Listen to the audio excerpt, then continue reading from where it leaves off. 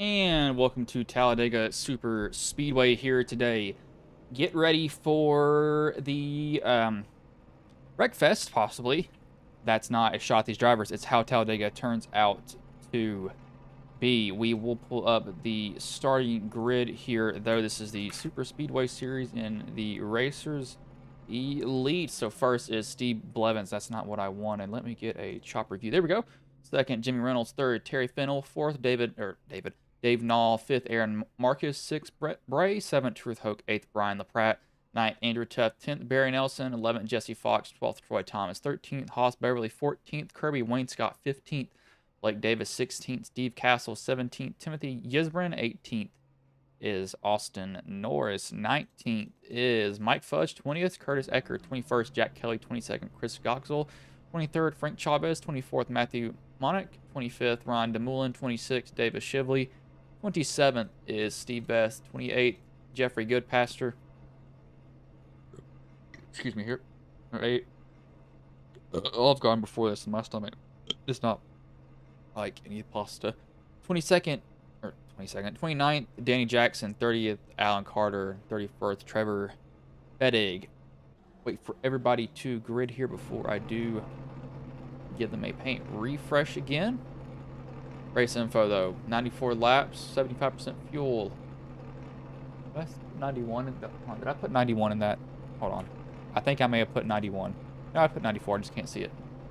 But that's the info for this race. I'm messing up on everything. I may be switching over programs soon. I may be doing ATVO possibly.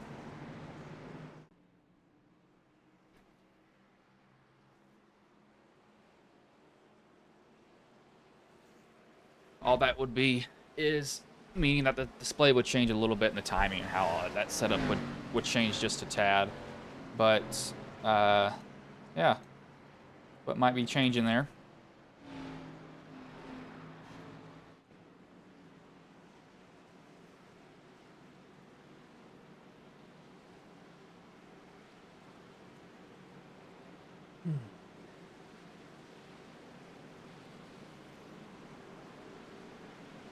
Got it. News here for a minute. I'm about to. I'm gonna pull up the points here while this is also waiting for the green flag. Andrew did send that here in a certain. That's next gen. So Andrew, he actually won the first race. That was last week. Hoke is second. Really, honestly, two races in, and I don't think there's any need to go over the points, to be honest with you. I think that's unnecessary to a certain extent. Now, when we get a little bit later into it, I think it will be worth it.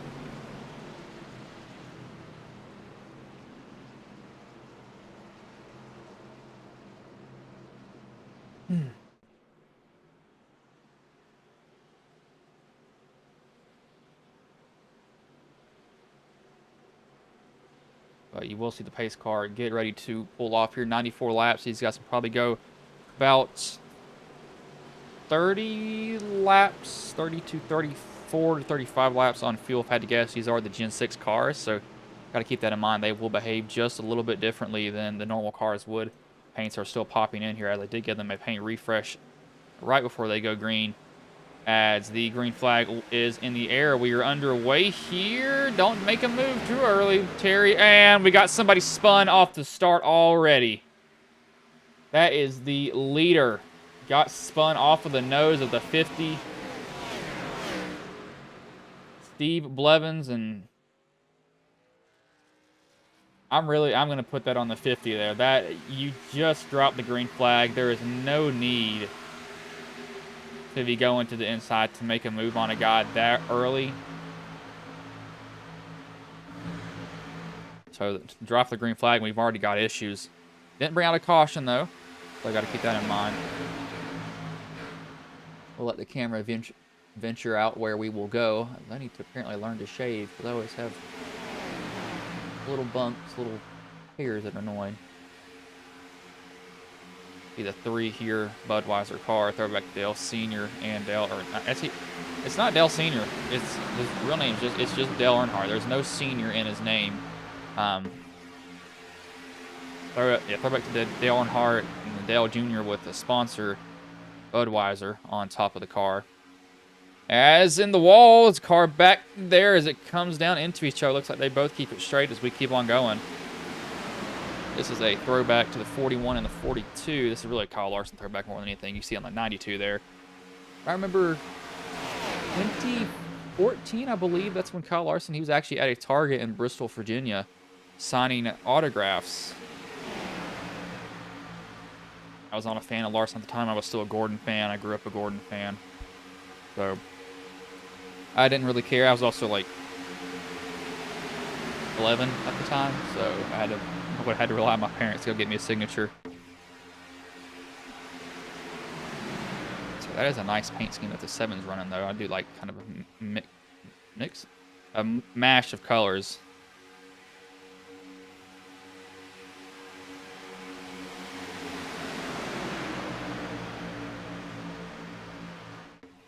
See the one, oh, that's not the 101. Is that the 196? I can't see who that is in front of the 196, because no, it is. It's Brian the Pratt, who it is up there in that high line.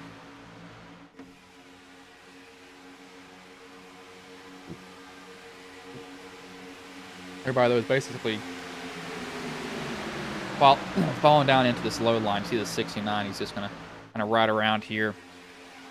And he's probably content with where he is. I really wouldn't think he'd be trying to pass the notifications.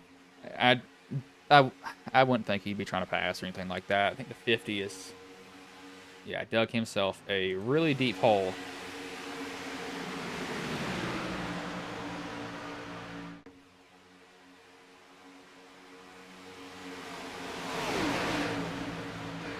See Barry Nelson. Neonism Games? Is that what that says? I believe up on the front of that car. Probably a Facebook page or something like that. Neonism? I can't speak. I don't know. I don't know how to say that name. We'll figure it out sooner or later. Everybody's going to be basically following the bottom.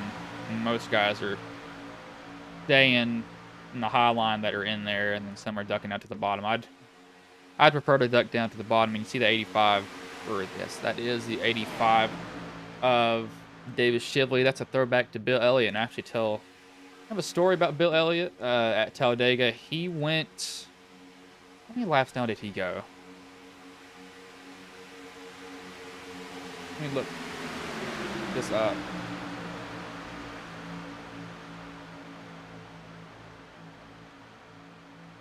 It was in 1985, as they're going 3 wide here, so we will stop that for just a second. That middle lane is backing up quickly. And 98 has no help behind him, and he is dropping fast. There's Andrew Teft. I don't know if he got shucked out or what. As I was looking up that information, as the 196 will put himself in the wall. These guys are going to get testy up here. They may wreck each other in a second. So we'll hold that thought. They are 3 wide. Not really formed up, though, in that third line. I think that was more just a panic than anything else. 17 tried to come down in front of that 48, just couldn't close the door in time.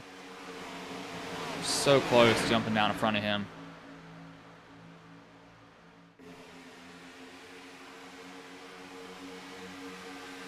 See what that 48 can do coming off the corner.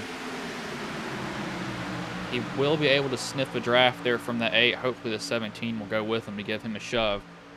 But back to what I was saying about Bill Elliott. It was in 1985, the Winston 500 at Talladega. He went 2 laps down because he had a ruptured oil line. The team fixed it. And he made up those 2 laps under green, and then he also won the race. I don't think people understand how much faster he was going than everybody else to win that race. But that was ridiculous. That was just straight up stupid how fast he was going. People need to really understand how much quicker he was. Under green, by himself, made up that time.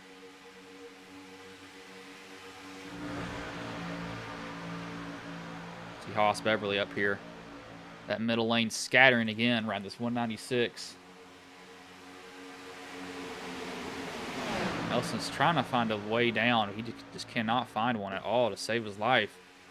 He'll be stuck in the middle again. This middle lane's, we're making some moves up front now. Got that 11. Andrews giving him a shove.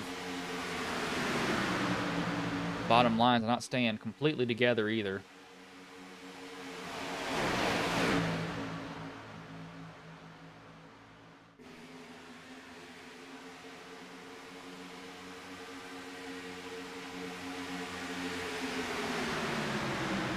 Got 11, get back up here. Oh, no, we got somebody blinking. That's the 41. That is not what you want to see if you're the 41.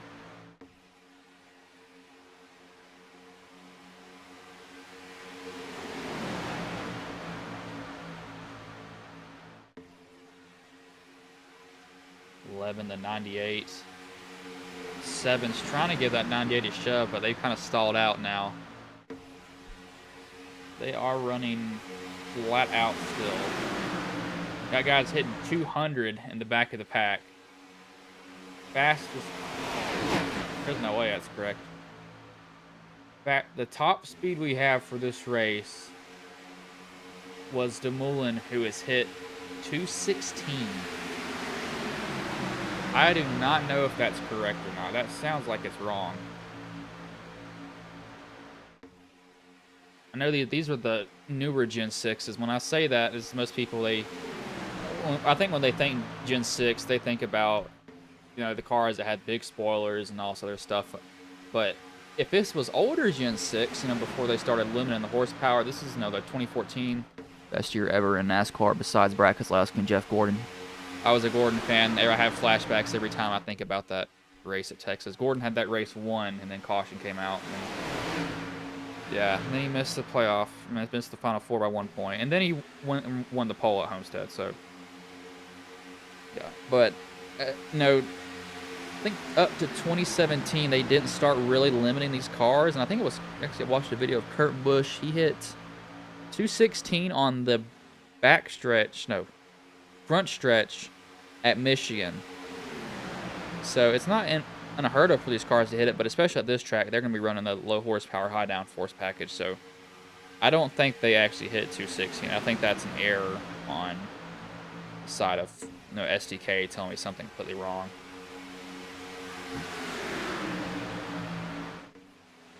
But who knows? I could be wrong. Or I could be right. One of the two. I don't know.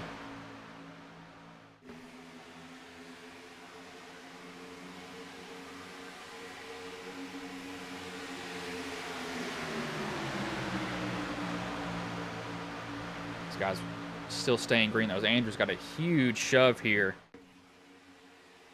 trying to get Davis up front, and he's done it so far. He's got him to the outside row. They're going to be running up on a lap car here. See where this lap car stays. If he stays low or stays high, that's going to make a big factor. He will stay up and out of the way, but he will not be a factor at all, actually. Never mind. 13 laps in. Top line has taken the lead. I almost said pole. Has taken the lead now. As that 11's not quite clear and tried to come down in front of the field. And here's the big one. Here we go. Oh, my Lord. And, yep, this is the big one here. 13 laps in. Sliding to a stop. That was a bad move there from the 11. Blake Davis.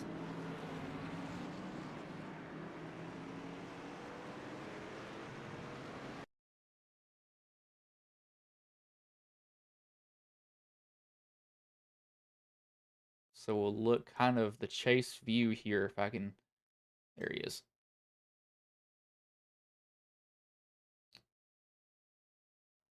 Yeah, he is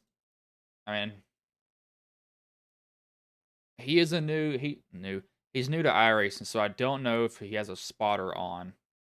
But 50 or the 26, I mean, he's there the whole way. I mean, he never was not there, and he just comes down right in front of him. Actually, saves the car, and then gets almost wrecked again. He doesn't get put in the wall. That's lucky for him. But you see, it's on from there. We'll go.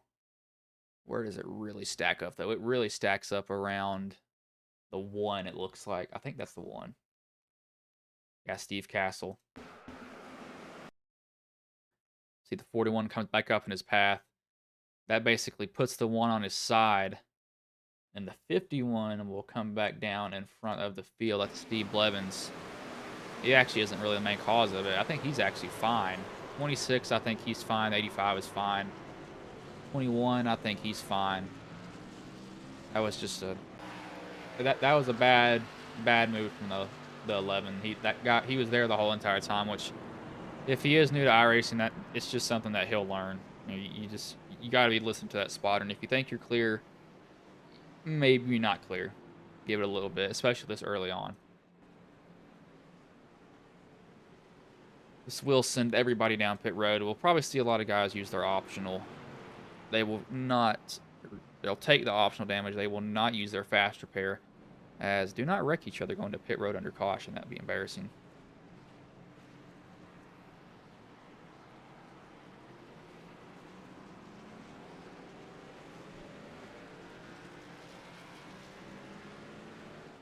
This is a lucky break for 50 of Fennel. He does not go a lap down. That one is going to have a fun time getting that car fixed. Yeah, I think his steering was destroyed, so he had to use his fast repair there.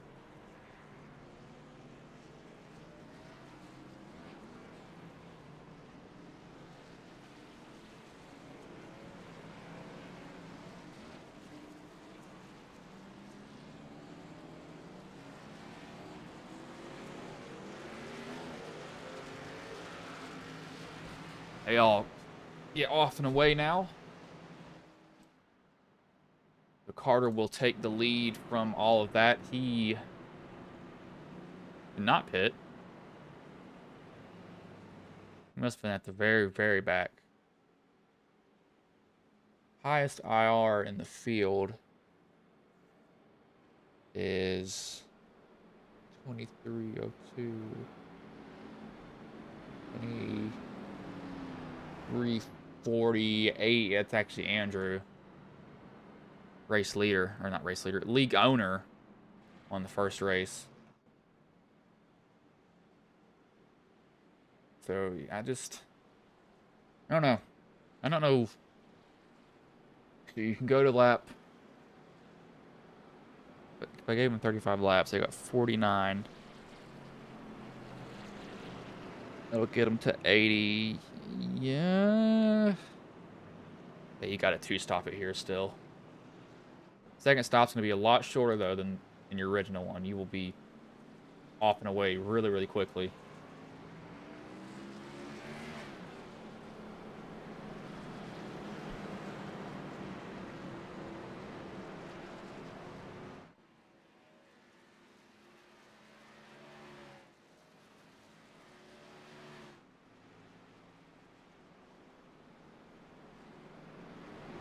Lights have gone off on the pace cars. They have chosen. One of the two.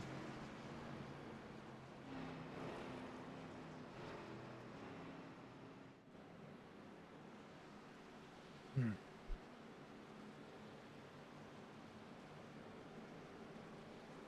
just going to look at something here very, very quickly. I kind of want to see how bad this is. I was an intern for somebody. So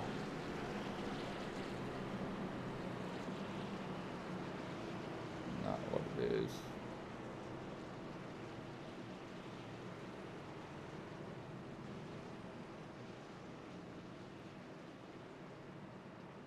No?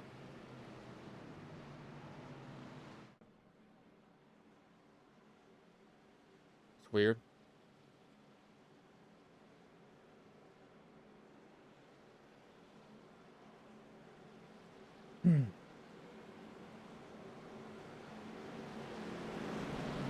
Yeah, that's not what I thought it was. Okay, that was something else then.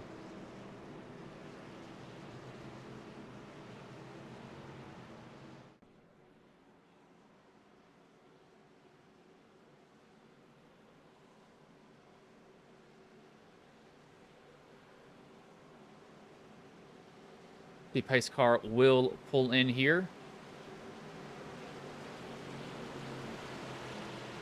37, that's about to wreck each other there if they're not careful. Side drafting before they get to the start-finish line. But they're going to enter the Geico restart zone. Restart zone is way down here at Dega.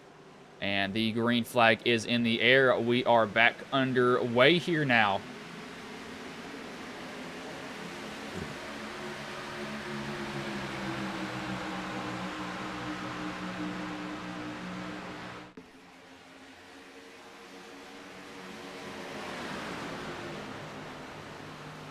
Get clean off of the start of the second stint, and 37 is going to pull away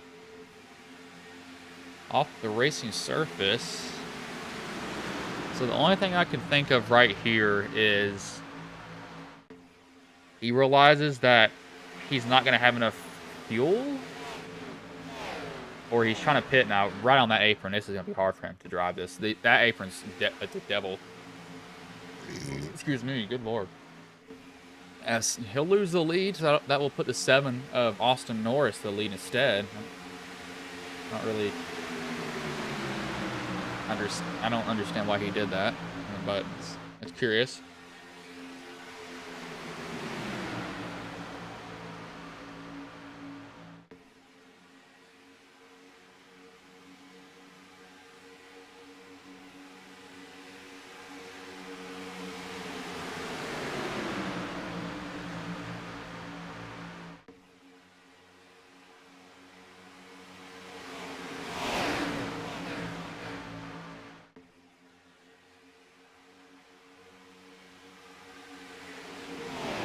Everybody's going to follow down to this bottom line. So it's at 30 to 35. If I can think of stretching their fuel. And this is somebody who's came as, you know, who's a racer. So I'm trying to think about how much they can extend it. They can probably get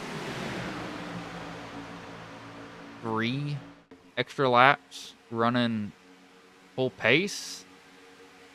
If I had to guess on that. That's me guessing, though. I don't know for sure if that's true or not.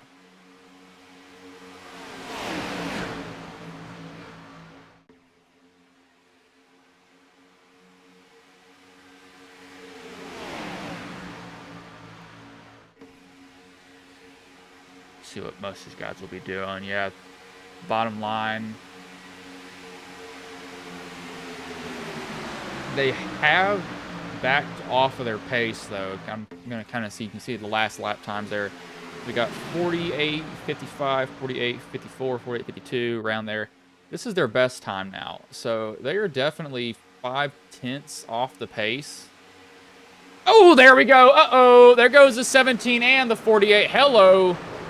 The 22 who had just been involved in a wreck gets in another one. The 85 smokes it, and he has broken his steering. I don't think the 22 has a front end anymore. I think it's ripped off the car. The 26, sorry. I think it's sitting on the track somewhere as he's going to get that car back rolling. But, oh yeah, that's not destroyed. It's just beat up badly. Someone's front end came flying off the car. And I have no idea who. I think it was the 48. I saw the 17 go around. 48, Matthew. The 26 is the 17 a bump. The 48 gets involved. That was the 26. Whose front end was it? Gosh. It was the 85's front end. That's who it was. He's got the front end and looks like a left fender flying off the car. That was a hard hit for that 85, though. Now, question is, do you pit? I would do it. I would pit just to be up on the fuel. See if they do it or not.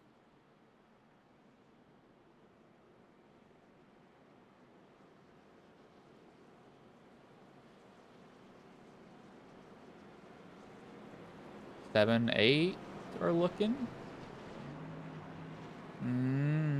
Split decision. I would be coming down. Just to be same on fuel with everybody else. But some drivers don't feel the same. Their choice. I'd be doing it, though. Henderson, kick return on first NFL career touch. Good.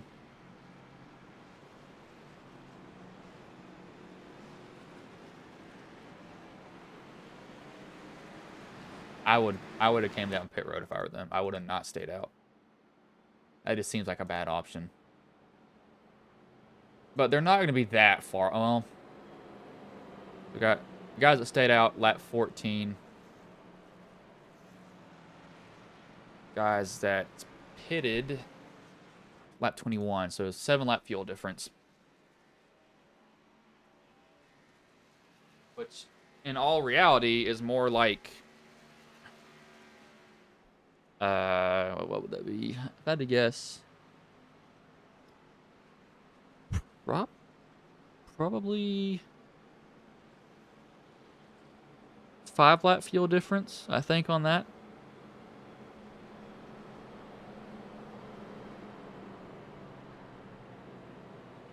Keep in mind, I said probably, not for sure.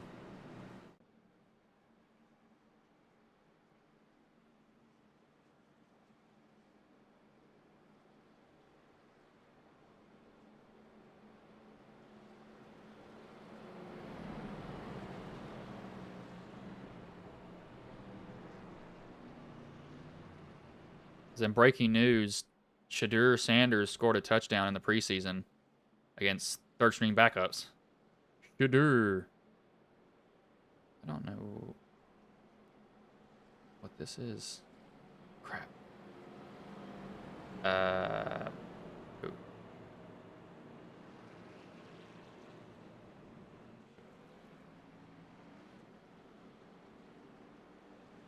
I believe the lights should go off on the pace car here, so they will get the green flag next time by.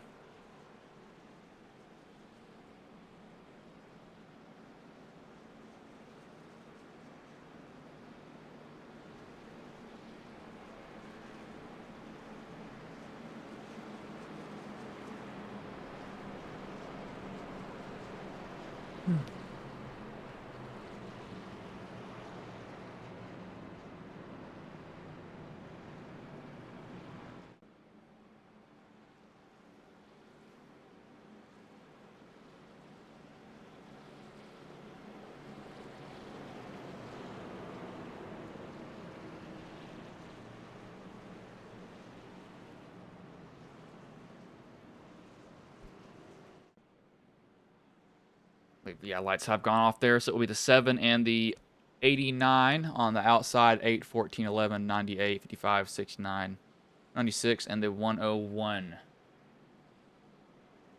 And 26 is out of the race. Allen is 1 lap down, I believe. Yes, Allen's 1 lap down. The 48's 1 lap down. Try to get all of his optional fixed.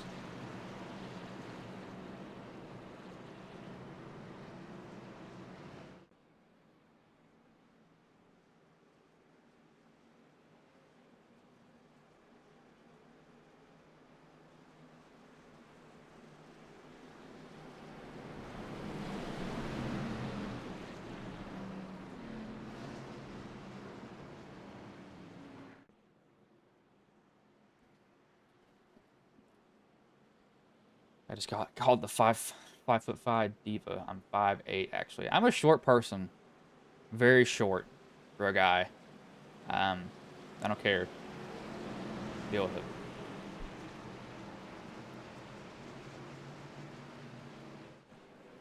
Z-Pace car will pull off here. The 7 and the 89 will lead them back to green.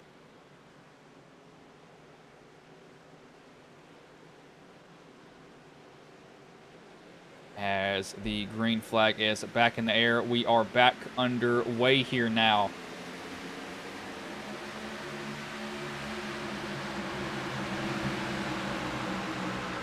Need to adjust my iRacing sound because it's going to blow my eardrums out. Give me a minute here. No, sound manager, not that.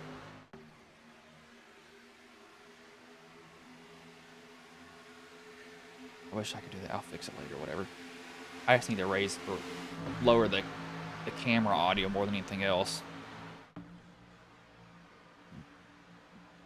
So, you'll get about lap. Went to green at lap 24. I'll give them to 54. Oh, gosh. Be pushing it. One more caution, and they might be able to one-stop it after this. I want to see how much they slow down the pace, though. I'm really curious about. I can't count this lap because they weren't up to speed.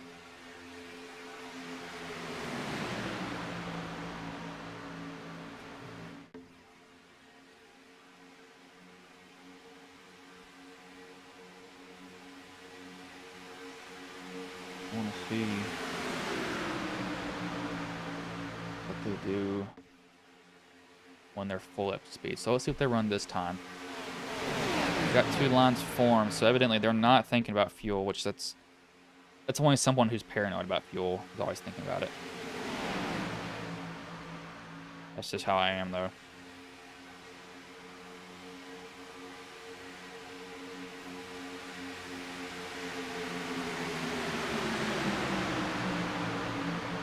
They ran 49. If they run a 49 again, that means for sure they are slowing down this pace to one-stop it. I'll leave up the last lap times there on the screen so you can see it. But if they run it again, then that's what they're doing for sure.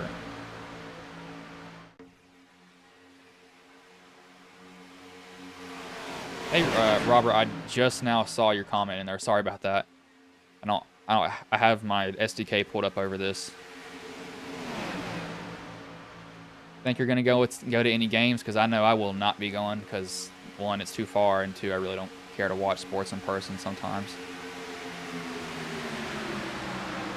And you know the third reason that I won't be going, but that's their choice.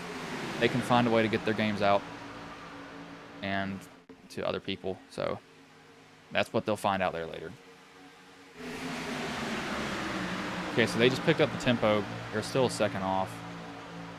49 to 48. I still think they're saving. It's about a second a lap. That'll give them... I can see like true driver... No, that's not what I want. True throttle input. You see it down there in the bottom right.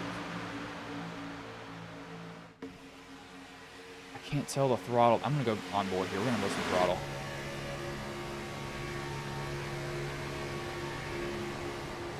He's definitely lifting. I want to go to a guy.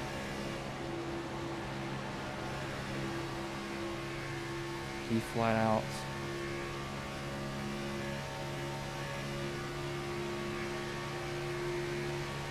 He's not. He's lift. They're all lifting. So I think they're trying to save. They're trying to stretch it just a little bit longer than everybody else. And we got a caution for a wreck in middle of the pack, and the 50s involved. Hello, Arca Break Weekly. Do not hit each other, please. Terry Fennell. It's not with him, though. It's with the 89. Ryan DeMoulin.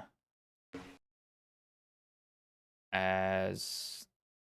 Hello, you both go for the same spot. Turn each other around, and that's straight into the wall for the two. Gosh, that 50 nailed it. Got involved last minute with the outside wall. Right here, he's got it missed, and then the two comes back up the track, and he just destroys him. He slides all the way down to the apron. Comes to a stop, gets back going. Robert, I can send you... I'll send you the Discord to it. This is the Super Speedway series. I think there's a fee to enter, but it's not a huge one at all. I'll send it to you here.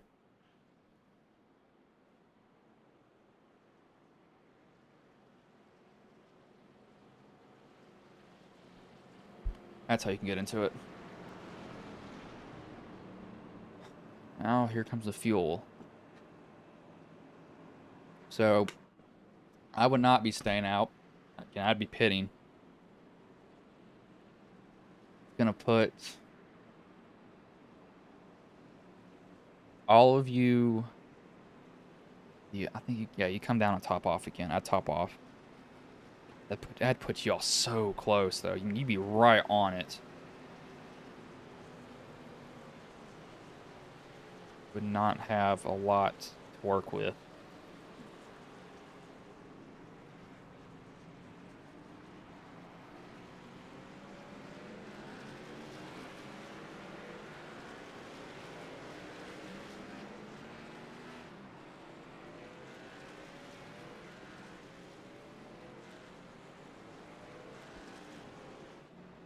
But lap 29, I think they're gonna make it to a good amount.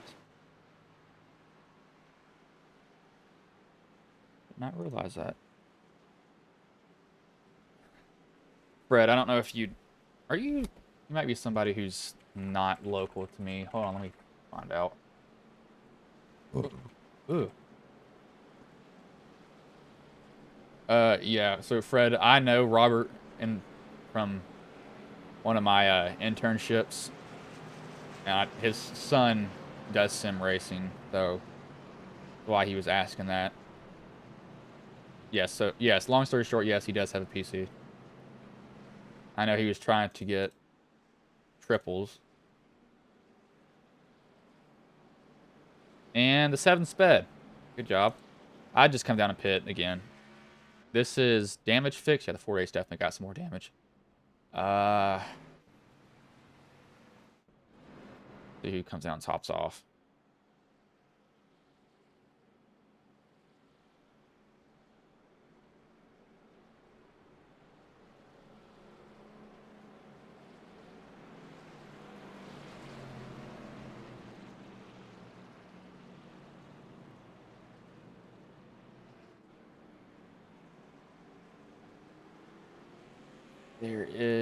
There goes Jeffrey down pit road. Robert, you don't get local people to race, but you get local-ish people. Like, I know a guy from Bristol, Tennessee that I used to race against, a guy from Danville that I raced against. You don't really get a lot of local guys just because, like, you're not going to get, like, you know, somebody from Carroll County. Carroll County's a county. Like Fancy Gap or something like that. But you'll get people like... You know what I mean distance-wise. Like, they'll be somewhat close to you. But you never get a lot of local people. Only thing I can think of, the guy from Bristol. Guy from Galax. Danville. Johnson City.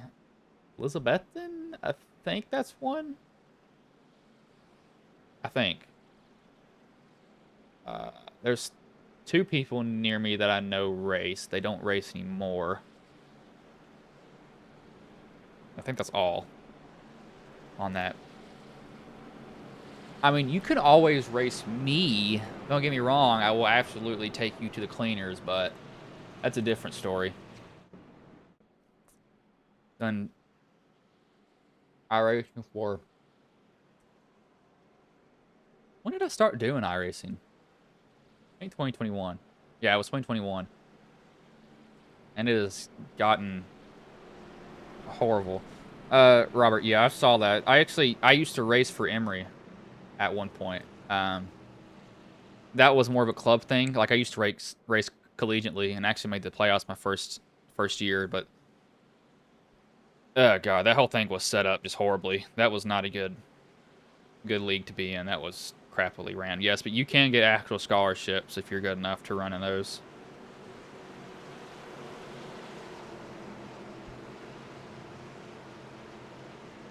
The 98 and the 8 will get the green flag here. We'll talk about that a little bit here as these guys take the green once they get settled down a little bit. I expect it stops around lap 63 to 64. Oh my god. Shadur Sanders sign. Stupid. The 98 will go straight down to the bottom. The 8 will go with him also.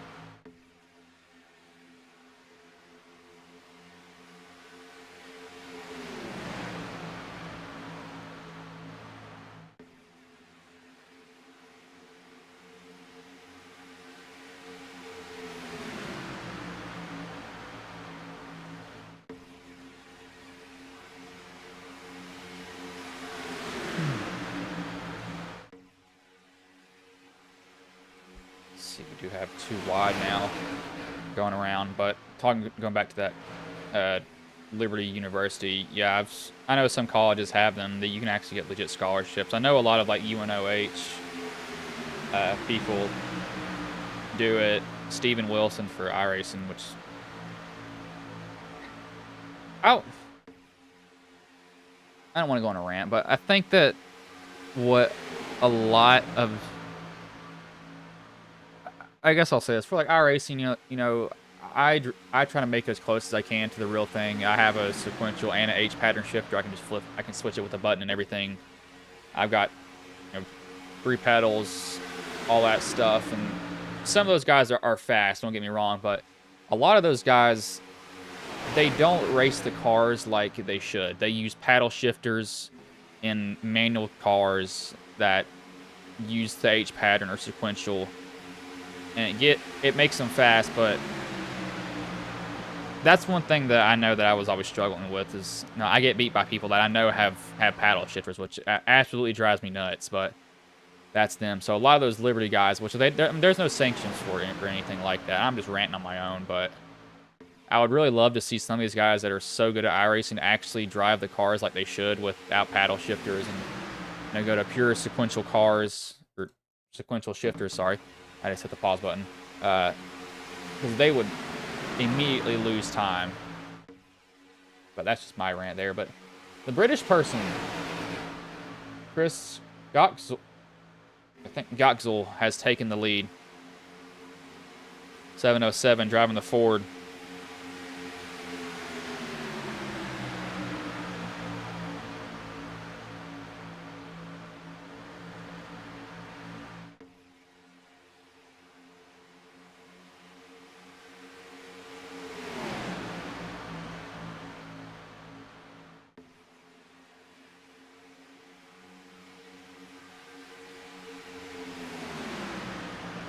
Now he will lose that lead there very quickly to the 101 of Brian LaPratt, the 22, who's involved in a wreck earlier.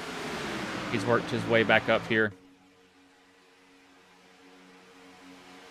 I mean, and Robert, like, there's nothing wrong with paddle shifters. Like, I understand. Like, some people can't afford paddle shifters, or their sim rig literally cannot take a shifter. I have saw that before where there's literally no place to put their actual shifter in it. But I mean, I drive a manual in real life, so I'm used to driving a manual overall, but I've got a shifter that will switch from H pattern to sequential with the flick of a button. That thing was expensive though. It was like $600 for that shifter. So it was nuts. I actually need to adjust it to where it stops trying to go out of gear when I do H pattern. So these guys are running pretty close to their fastest lap. Actually, no, they're not. I'm gonna pull up my last lap times here. 49s. They're a 10, or not 10, a second off the pace again. I don't know if they're trying to stretch their fuel. I really don't know. I mean, I'm guessing that they are, but at the same time, I have no idea if that's what they're doing. Like, I'm trying to, I want to say yes, but at the same time, I want to say no. At the same time, I don't know because I'm not out there driving like everybody else would be. You're always looking down at your fuel, and it's going to change every lap. You may get, you know, 4 more laps than what you were supposed to, or you may get 3 more laps than what you were supposed to, or you may get 0 more laps than what you're supposed to, or you may get negative laps. It just depends on how you drive. Oh gosh, typical iRacing NASCAR experience. Yeah, when that's all you do is run super speedways, you kind of get the worst of the worst. But what was I saying? I just completely lost my train of thought. Oh yeah, I was talking about fuel as a 69 almost comes up in front of him. Now this is where I would want to be. I would want to be right here. I do not want to be, this is so loud. I do not want to be up near the front with these guys. I'd stay back here in this group. Save fuel. They could short pit here possibly. I don't know if they will though. They don't wreck each other here in a minute. That 22 was all over the 101. He was swerving, trying to stay squared up with him. He was close. Oh. Also, NFL news. Maurice Norris was taken off, or Maurice Norris was taken off on a stretcher.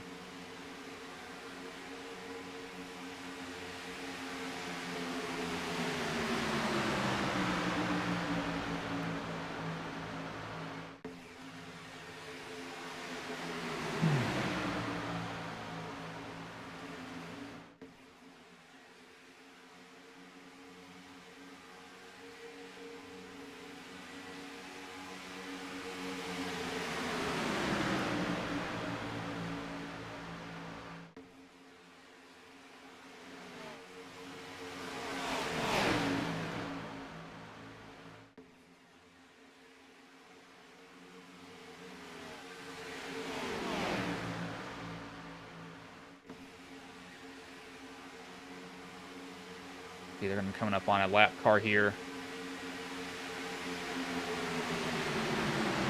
We'll be staying high and out of the way.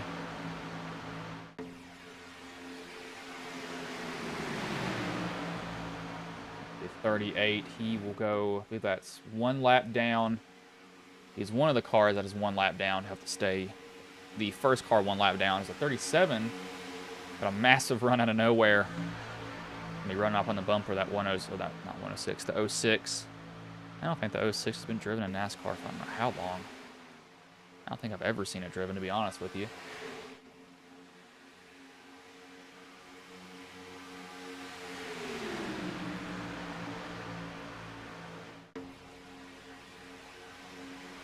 See the 707, the 98.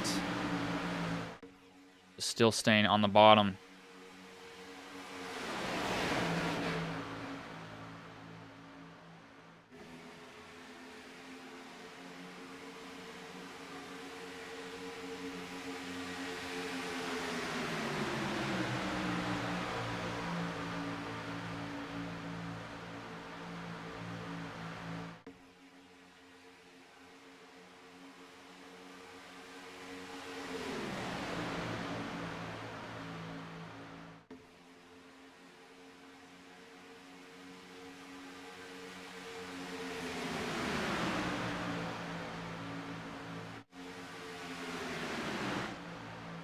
These guys are all the way back here. So who's the 1 lap down? I need to see who's the cars that are close to getting a lap back. If I can even see it. I really don't even know, to be honest with you. So it's the 38, 7, 11, 37, 89. 38 is in front of the 7-Eleven. He's going to get destroyed here in a minute. He's got to fan out and block or do something to stay the first car one lap down, but he is on his own. I don't think he's going to be able to do much here. Slow these guys down behind him. They're going to try as they are switching spots here pretty quickly up front. I don't think that they're doing anything too drastic, though. We'll go on board here. We'll do one lap each. Oh, never mind. Hello, Troy. Oh, gosh. The 11 got destroyed from behind. That will bring out another caution. The 50's involved, and the 2 is also. We'll bring out the 4th caution here, 44 laps in.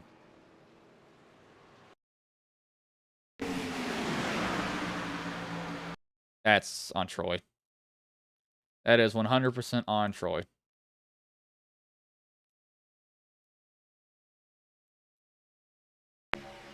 Eleven holds his line, holding his line, holding his line, and you are not clear. Gets turned by the, or turns off the nose of the 11. The 2 gets involved, the 50 gets involved. The 11 was an innocent bystander at that time. Oh my gosh, Troy, you were lucky to not get destroyed sliding back down the track here. Look at this. This is what happens at Dega. Your car doesn't stay up there because there's so much banking here. So he's going to start sliding down, and the rest of these guys are coming right at him. And he just gets out of the way in time. You'll see everybody fly by him after that. The 38 just avoids him. He rolls down, gets back going.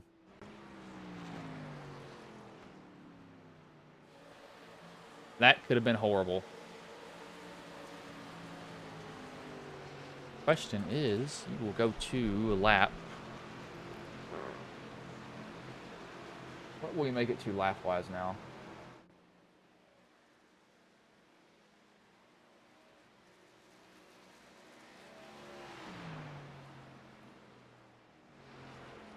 Hmm.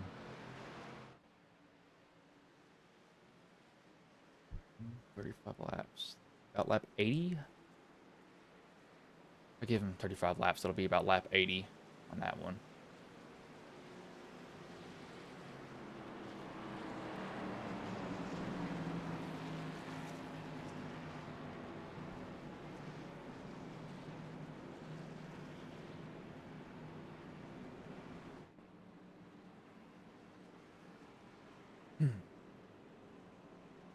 Yeah, everybody comes down pit road here at this time. I'm not surprised by that at all.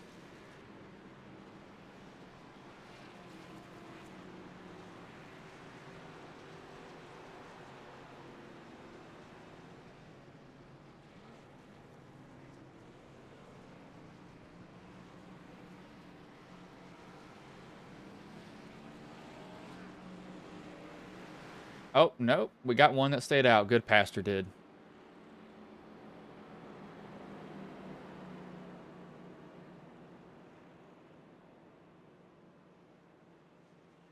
Are you kidding me?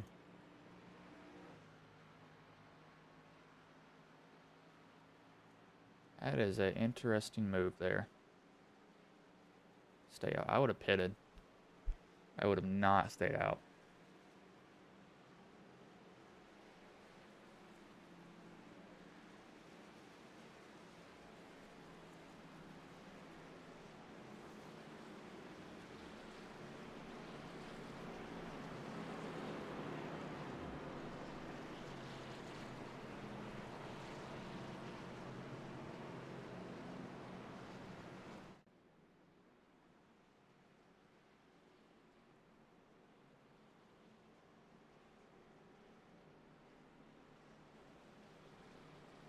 All right, who comes down and tops off? There we go. There's some more top offs. No, it's actually damage fixed.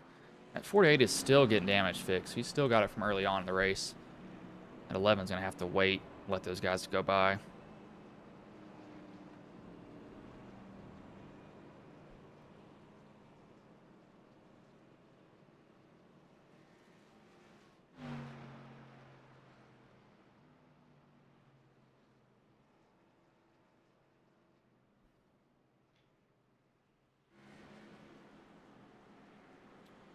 Who comes down and tops off? No one. Nope. 06 and the 3. Not a bad move by these guys. Not a bad move at all.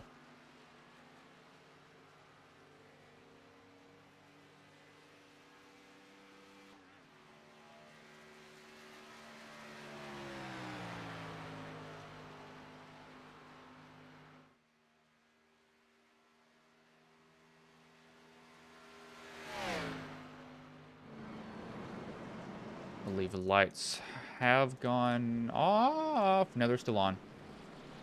So I'll go on mute here before these guys take the green flag. The lights are still on the pace car.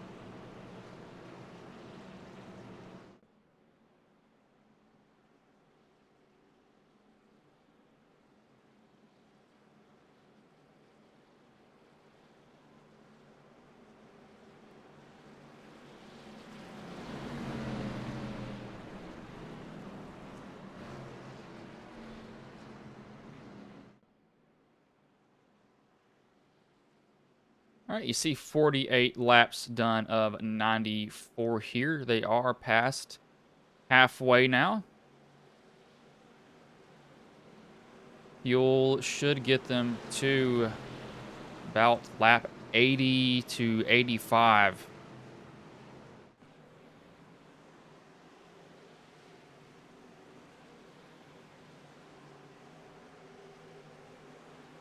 As we're going to enter the Geico restart zone.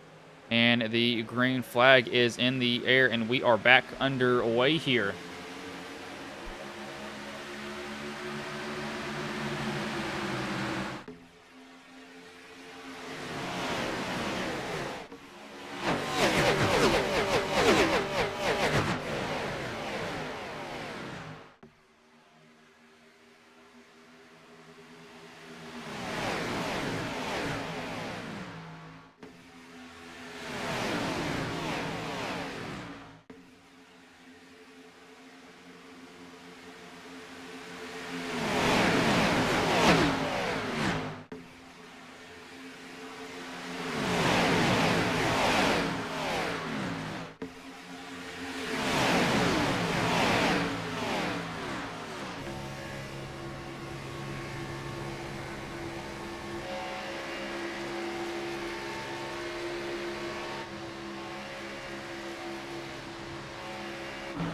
These guys pretty much get fanned out here.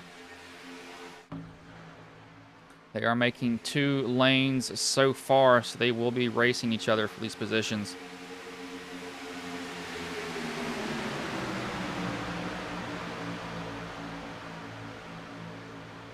So we'll need to see what they do, how hard they want to race each other. You're going to have to pit at least one more time, but it will not be a long pit stop. It'll be a pretty short one, as Davis, who was just involved in that last incident, already found his way back up front. The 101, he's moving away from everybody else.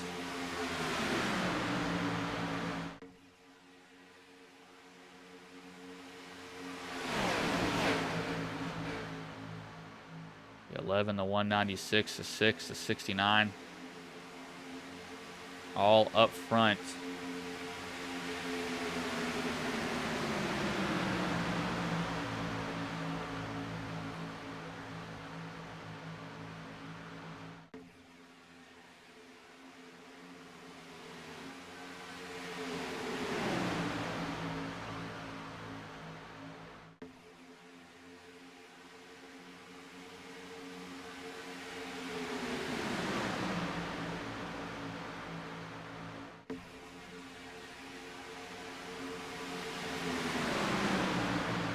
Everybody's basically locked into position now, and they're not... Well, nope, they are. They're 2 seconds off the pace. 2 seconds to 1 second off the pace now. They're still... I don't know what they're doing. Like, I can't tell if they're doing this on purpose or not, and it's messing with me so much. Because I keep thinking that they are. At the same time, I don't know. I mean, they're not going to make it on fuel. Go ahead and throw that out the window. That is not happening anytime soon here. I think they're just trying to make this last pit stop as short as they can.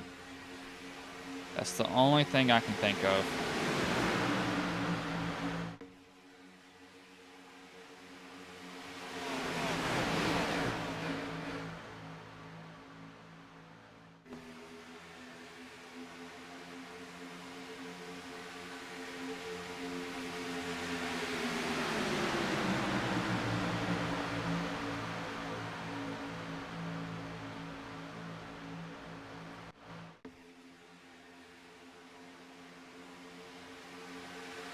See what these guys want to do, though. They pick up the pace. They've still slowed it down again. They're still 2 seconds off, and they're not... I want to say that they're not going to be able to just stretch it this far, but at this point, I really don't know. I've got no clue, to be honest with you. I want to say that they can. At the same time, I just don't think it's going to be possible.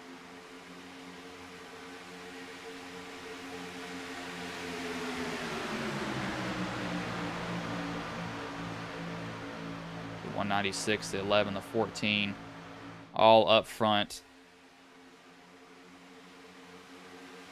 We've got an even split, so that would tell me that they're just trying to race like normal. Now, if they were a little bit more organized and being, you know, one line as hello, the 90s or the 6 and the 196 just said, screw this, we're just going to shove each other out as far as we can. Yeah, they just threw that idea out the window. Now they picked up pace again. Now they're running 48. That 6 is going to blow up in a minute if he's not careful. He has got to explode.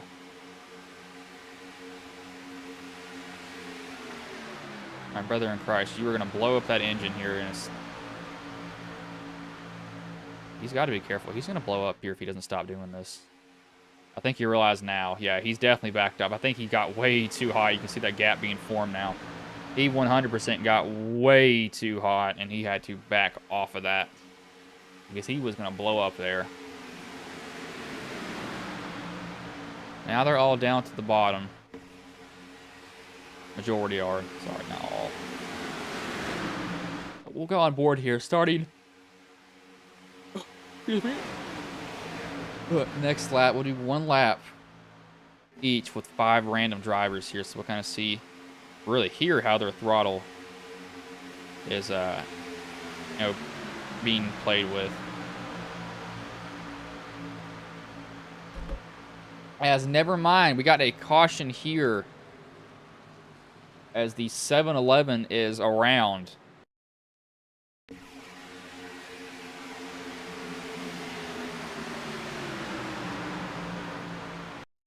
Okay, it's a little weird.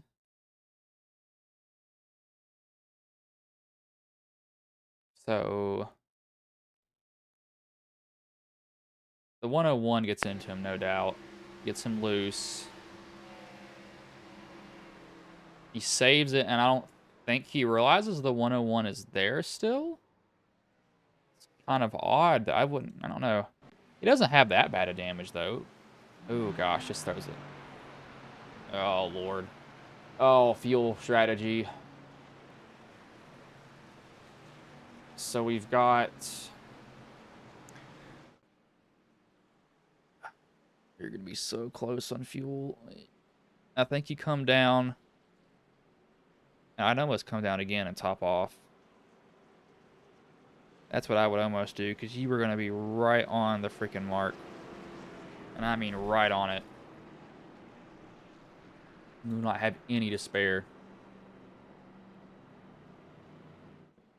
Unless there's more cautions, that is.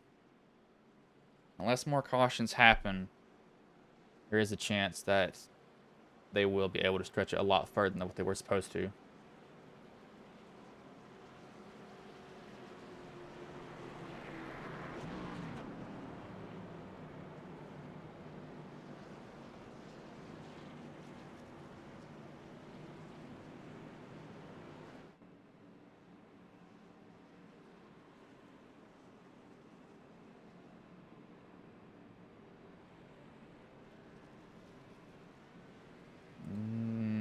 Ecker stays out. I would have not stayed out. Everybody else besides Carter. And I think Carter needs a lap back. Yes, he does. He's getting a lucky dog. That's going to be full of fuel.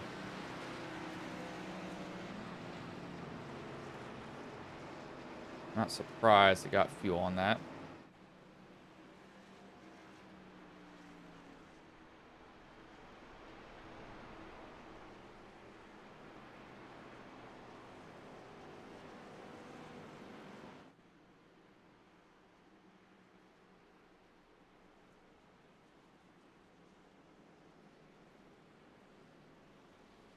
These AI Facebook accounts are getting so just out of hand on NASCAR in general. I mean, they are literally covering races from 4 years ago. I mean, it is absolutely nuts. I can't, I don't know, it blows my mind. It really does.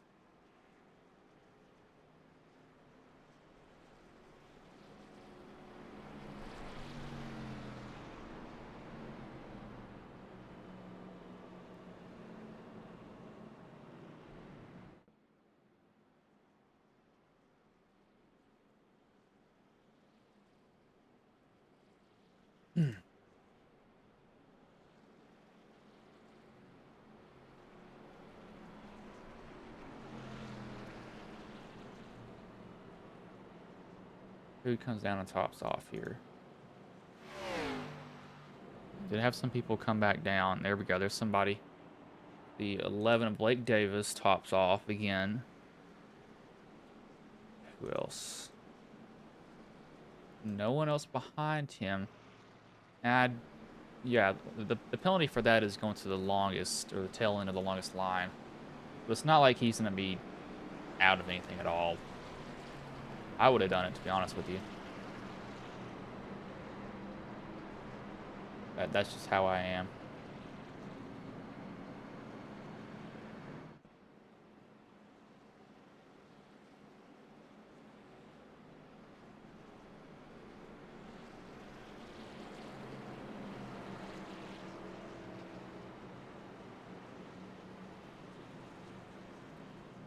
see. So these guys will get the green next time by. Oh, gosh. I don't... If they lay off for about 4 laps, I think they will be able to get it. I think if they do it for 4 laps, they'll be fine. But that is pushing it still.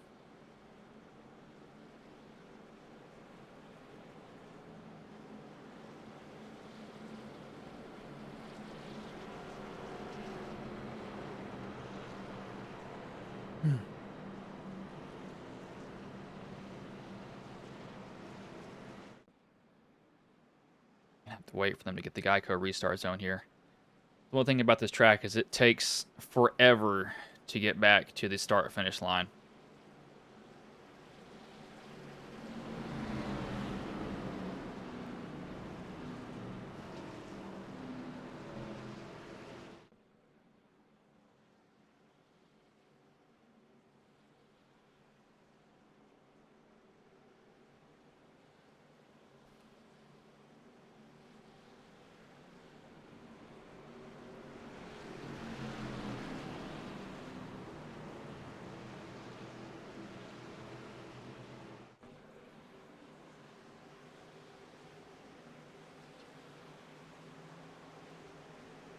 Let's see, pace car is off, going to be entering the Geico restart zone here very shortly, as they will enter it now. As the green flag is in the air, we are underway here. You're going to be close on fuel if they stay green to the very end, that is. If they stay green. I do not know if they will or not.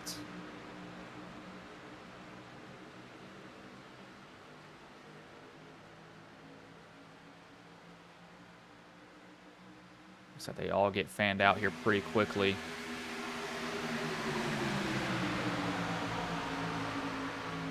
I don't know. I really don't know if they can make it or not.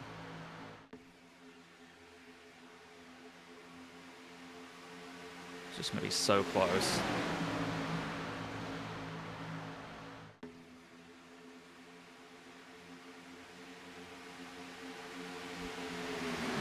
So evidently, Tef does not get the memo. He just wants to go for it.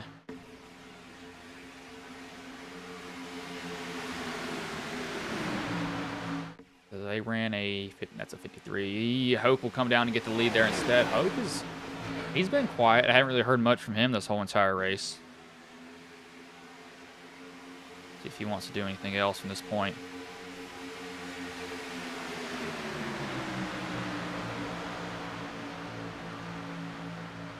See what they run this time by.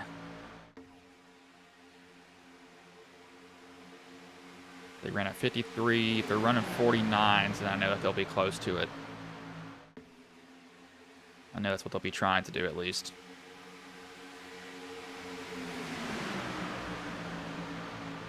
I want to see if that's what they do or not.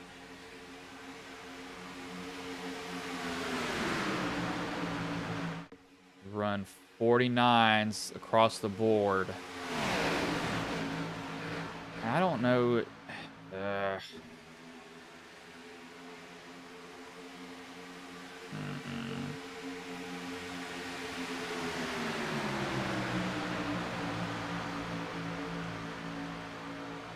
I'm just having to guess. Are they... I can't tell if this is just race pace or if they're just this slow. Or not slow, sorry. Or if they're just this far off of the pace. Because I really can't tell at this point.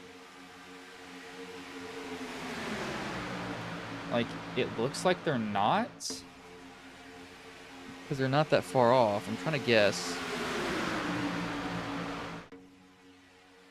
They ran a 49 again. They've got to be trying to stretch it here. But when they get back to the start-finish line, we'll finally do our 5 laps on board with one random driver each lap. But I'm so torn on if they're slowing down on purpose or not. 'Cause I really cannot tell.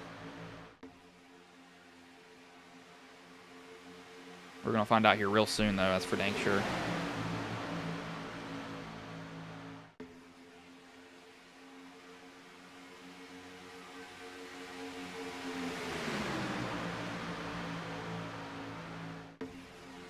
So we'll start that right now here with someone random. I don't know who it's going to be. We'll find out.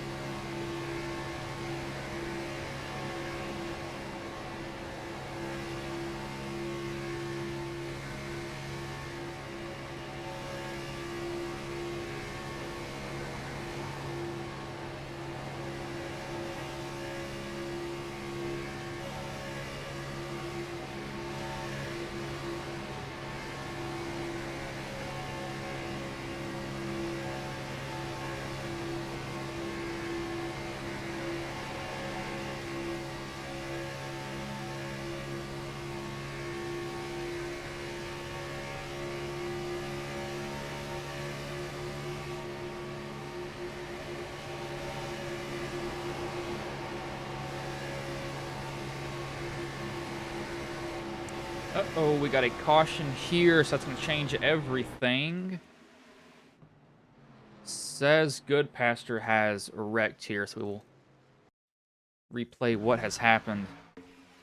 4 wide. No, that's a 21 where it starts, and the 6 is just innocent bystander in all of that, it looks like.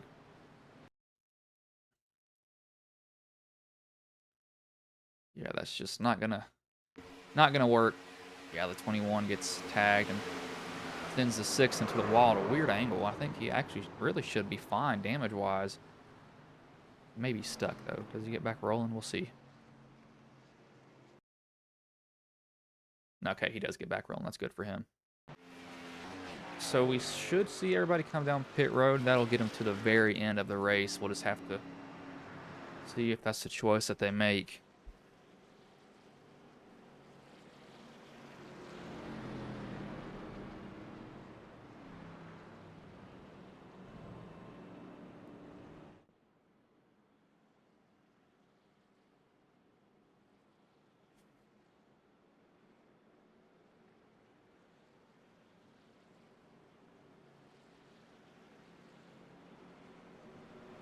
Let's see, will they come down pit road?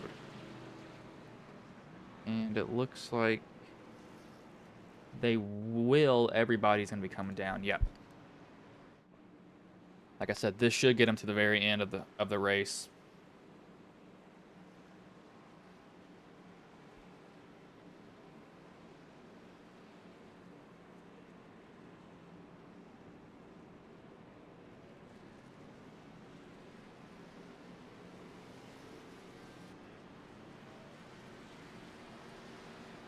.48's getting a wave around. These guys have stayed out, getting a wave around.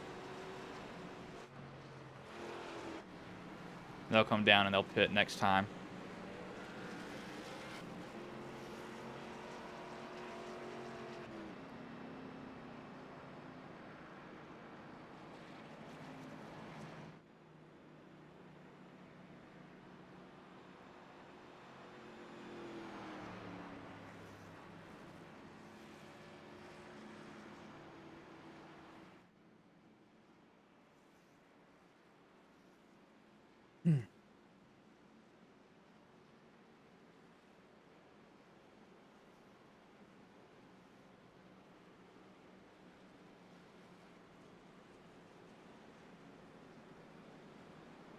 Yeah, this will get them to the very end.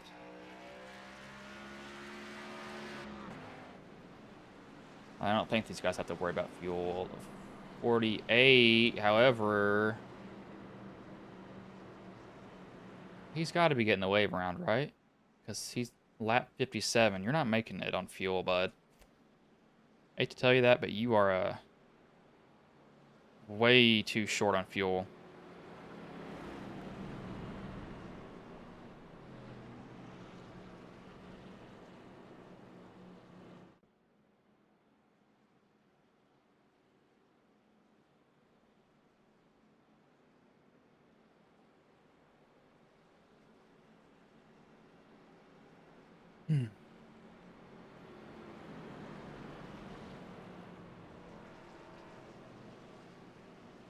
Is he getting a wave around? He needs to get a wave around. He does not need to be... I don't think he's going to be able to make it.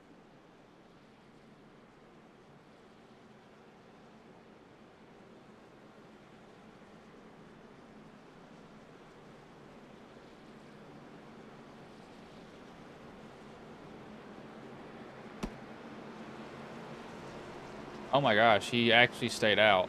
Matthew, I don't think you're going to make it, my man.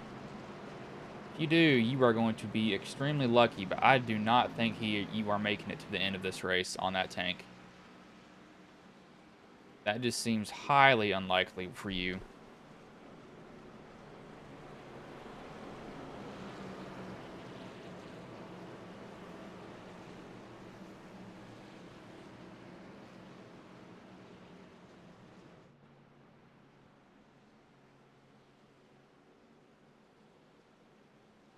I don't think he's going to be able to do it.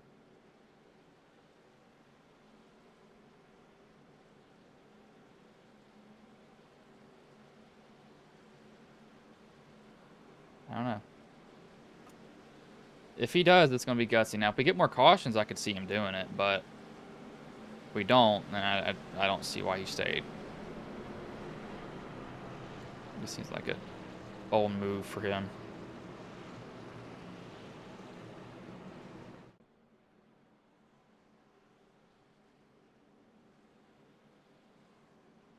But the lights have gone off, so they will get the green this time by with 23 to go.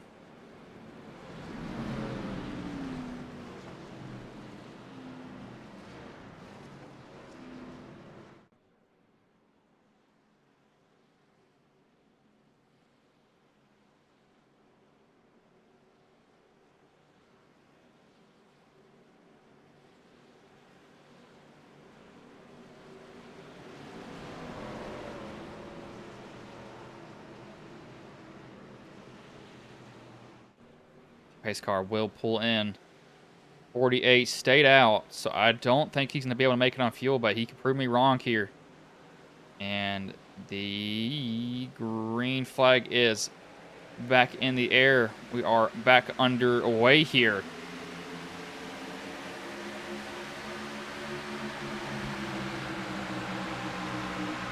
Everybody else behind him has fuel to the end. They're not going to have to worry about it, I think. Pretty sure, most likely. But that 48, close. Gonna be close no matter what.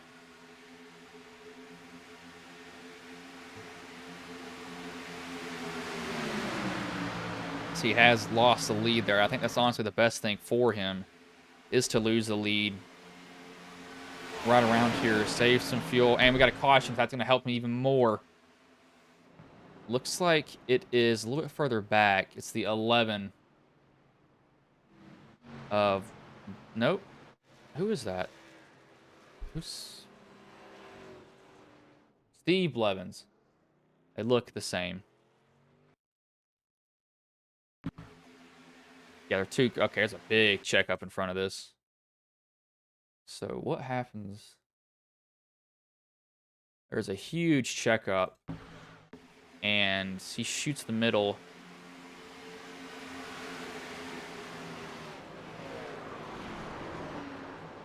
And he just gets ran over there. The 3, Troy, I think he lost his front bumper. Even though he got it back. Ooh, that is destroyed. Look at this steering. Watch this right rear.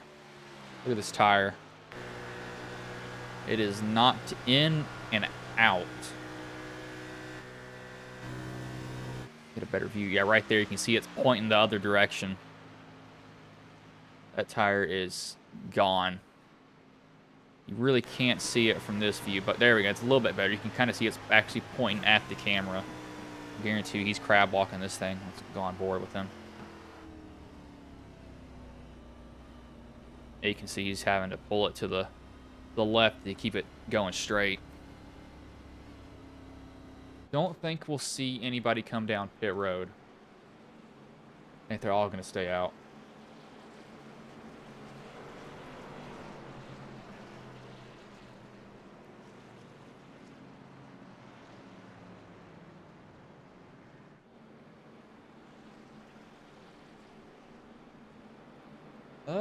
No, people came, the 48 came down. That's interesting to see people come down pit road. I wouldn't think that they'd come down pit road, but evidently they feel like they need to, so that's kind of gutsy for them.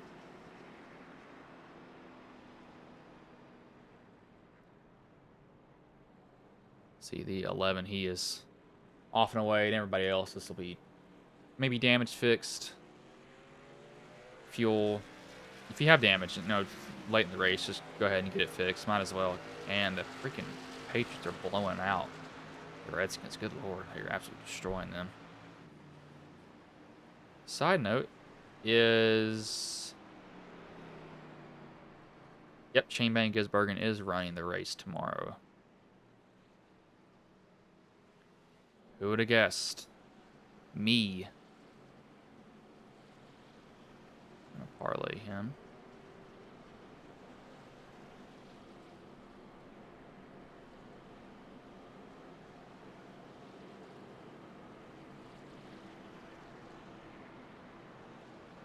Sucks. Those selections cannot be parlayed.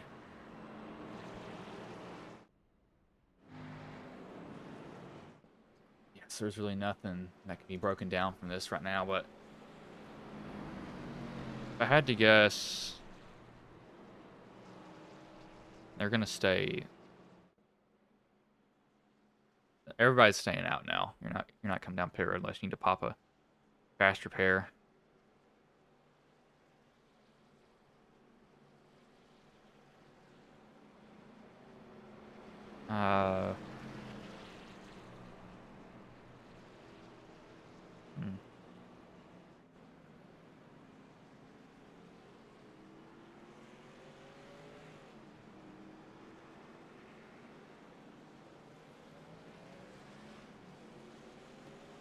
The lights are going off on the pace car this time by. They'll get the green flag with 19 to go. And they'll take the green.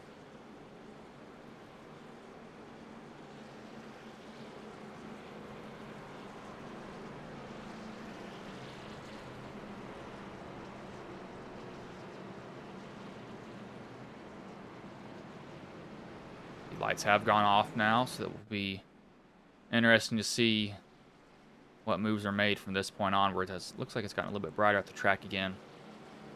Got a little bit dim, so maybe we had a little bit of an overcast there. Broke up the cloud cover that we had the whole time.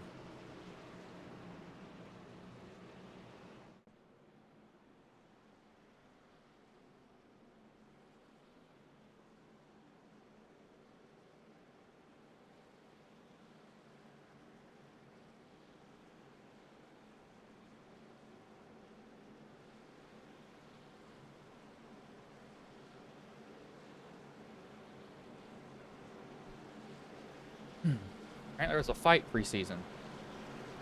Interesting. I don't know why fight in the preseason. I get they're in the game, like actual season, but it's preseason. It shows that you're just stupid.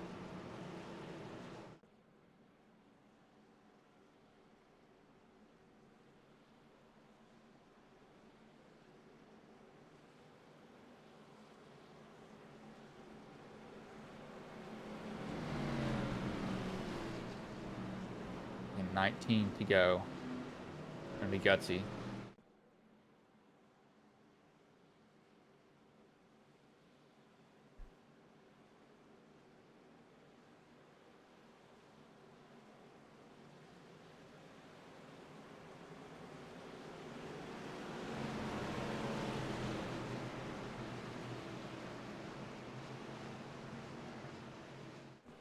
See, pace car will pull in here. Hoke and Jesse Fox make up the front row. And enter the Geico restart zone here. 20 laps left as the green flag is in the air. We are back underway here.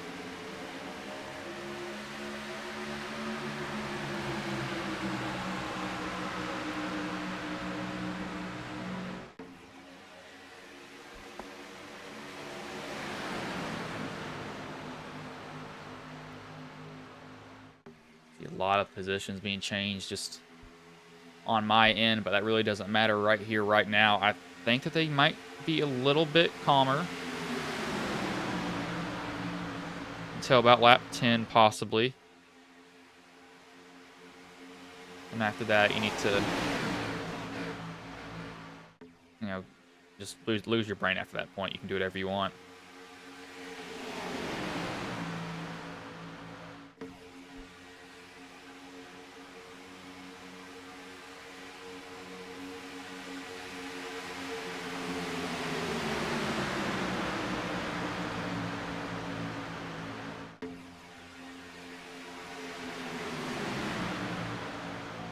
That middle or that upper line has formed up a little bit, but they're not getting too big of a run. That's almost how you turn somebody right there. Nelson got away with almost hooking the 69 of Jesse Fox because Jesse was headed towards that inside wall. Lucky he did not wreck him because he was about to. The 55 of Hoke still out front. You see Hoke up front a lot in the Racers Elite.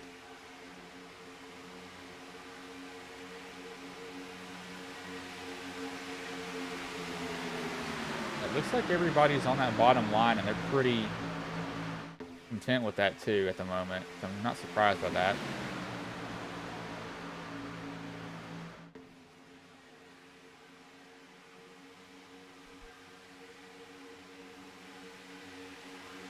That top line is breaking up now. They are not formed up at all.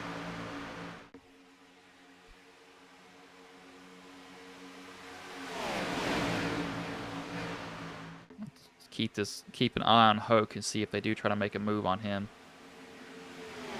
Got a caution out here again. This is in the back. It's around the 92 of Timothy Yisbrin. The 196 is around. I don't think I just hit my Steam overlay. I don't think that there's a lot of damage between the two, though. I was looking more at Hoke while that was going on. And this driver's pushing, swipes him, gets the 14 involved. 14 hits pretty hard. Wow. It's a lot harder hits than what I thought.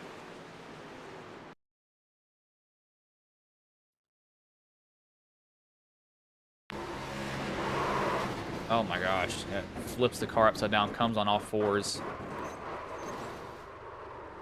That's just guys pushing hard, trying to get all they can. Yeah, I'm not surprised he doesn't have a front end. I don't know how the 196 still has a hood. He has actually entered pit lane. That should get us to green at lap 13.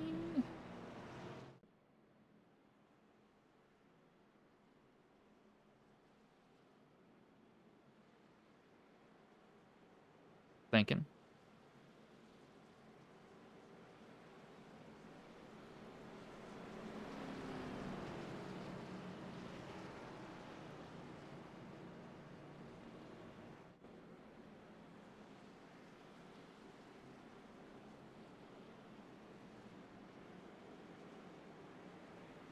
Some more people come down pit road here. Yeah, the 14, not surprised. 50 has some damage. The other guys, though, a little bit curious as to why they've actually, nope. I see why the rest of them have come down. 92 evidently has to come down because he doesn't have a front end. But a lot of these other guys, this is just fuel top off. It just, I don't know why you come down and top off here. That just seems like it's unnecessary.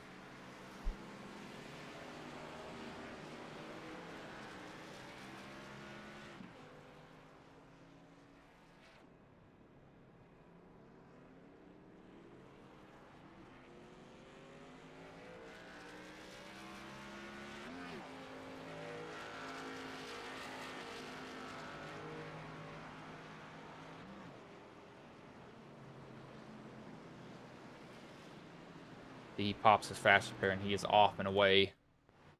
So these guys will get the green, I think, about lap 13, but I will go on mute until then before these guys get the green flag again.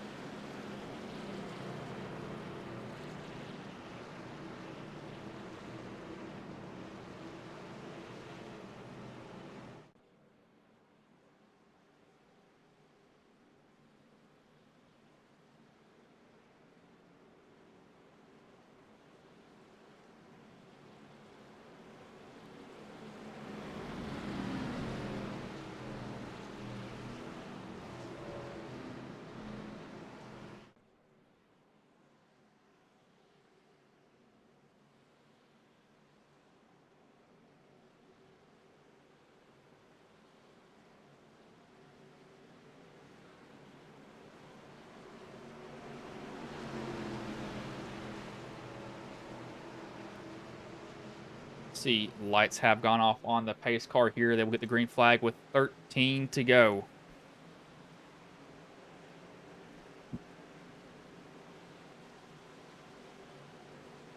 You know, the Geico restart zone.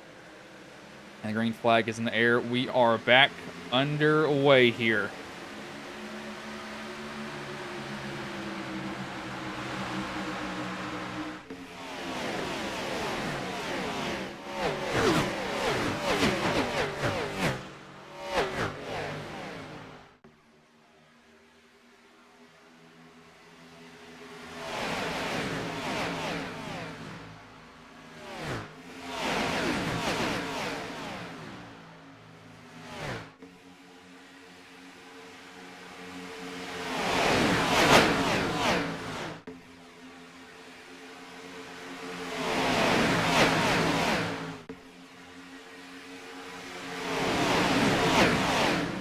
Now with these guys, none of them are having to worry about fuel, nothing like that. With 13 to go, this is just basically foot to the floor and maybe lift a little bit, maybe not, to let somebody in.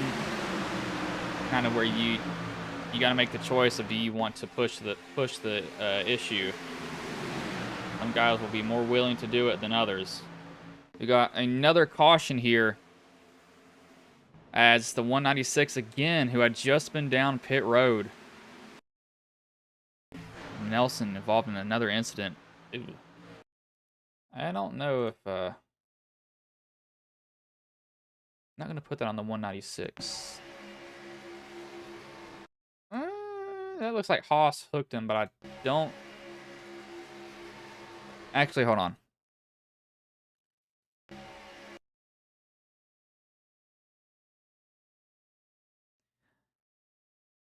He definitely came up into the rear of the 196. It looks bad, but at the same time, I want to give Haas the benefit of the doubt from that. Does he save it? Yes, he does. I don't. I can't say that he did it on purpose. It looks horrible. Don't get me wrong, but I'm not completely sure about that.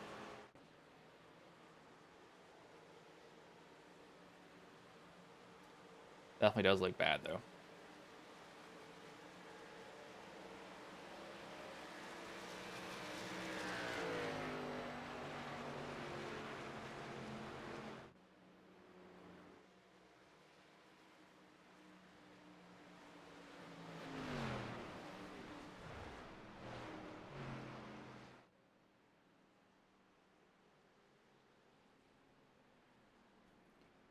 I don't think anybody will be coming down pit road here.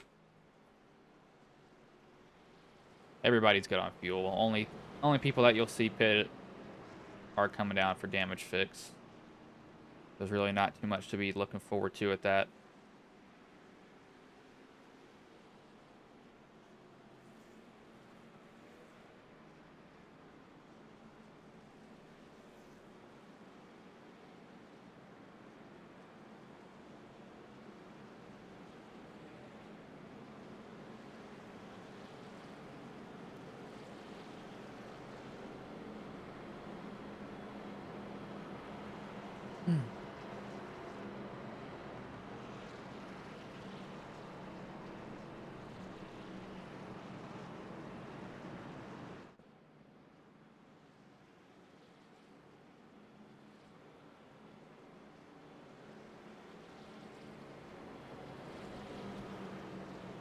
Not been a bad race overall, though, but it's kind of hard to kind of think of stuff during these caution laps. We've had really 2 quick cautions, though, so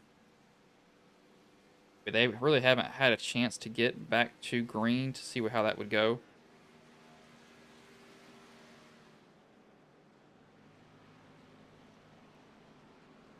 Again, it is 10 to go.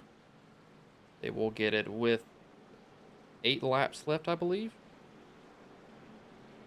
What I think it will be.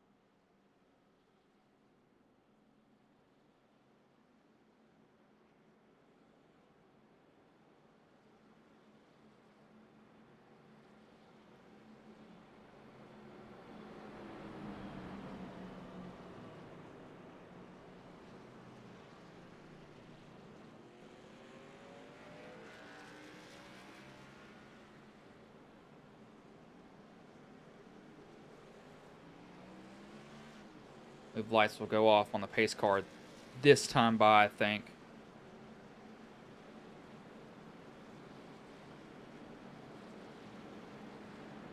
Oh, I want to actually figure this out.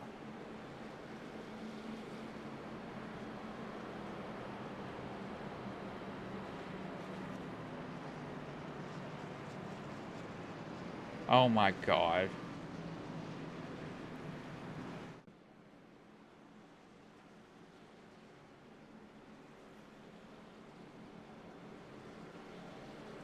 I'm gonna look at this for real.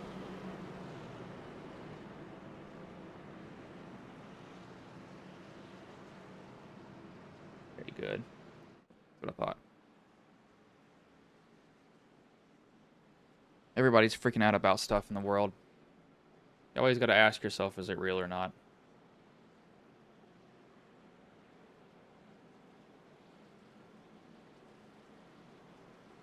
What in the world just... Who was that? Who was that?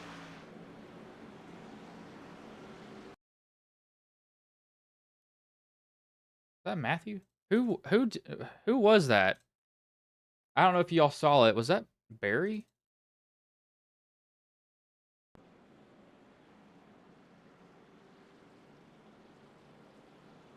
Yeah, that I don't know what just happened there. I don't... Okay, that's odd to see.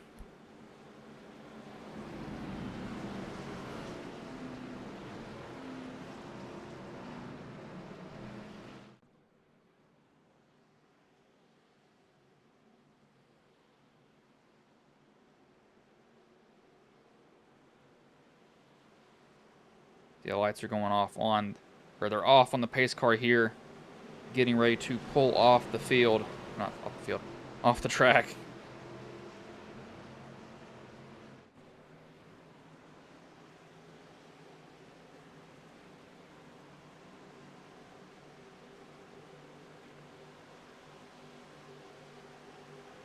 As the green flag is back in the air, we are back underway here.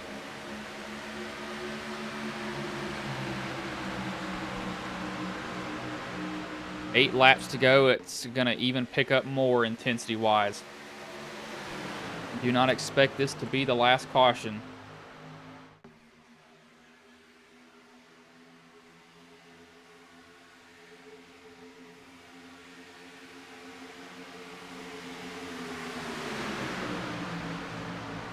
The 8 of Eckert gets a good shove out front. The 41 is barely clear. He's going to jump down in front just in time.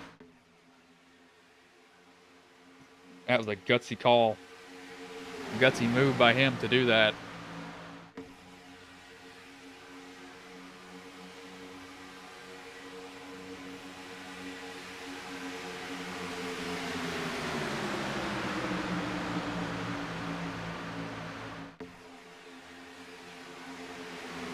Teff has hopped up in that high line. Got the 707 shoving him. Teff, who won the first race, is looking for his second win here in a row. If he can get that, then that will be a big benefit to him.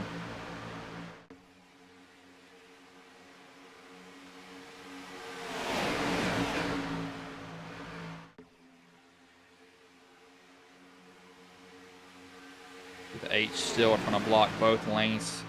You can block them once, but you can't, or you can block one, you can't block them all. It'll be gutsy to do all that. As the 7's gotten a good run to the outside. Norris to the lead with 6 to go. How long can he stay out front is the question.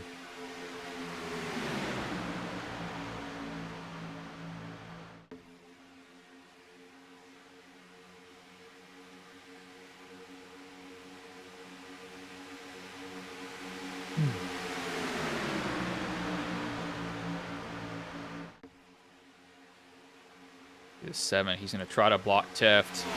Just can't do really much to hold everybody off.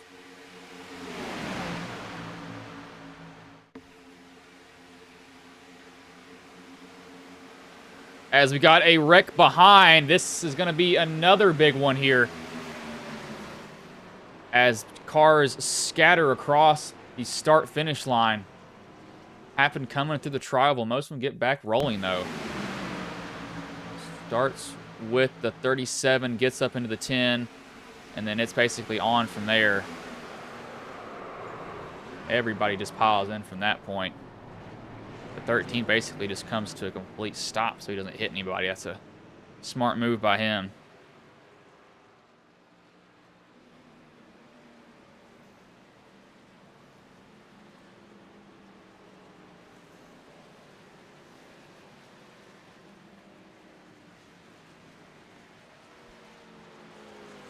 But that will get Austin Norris the lead.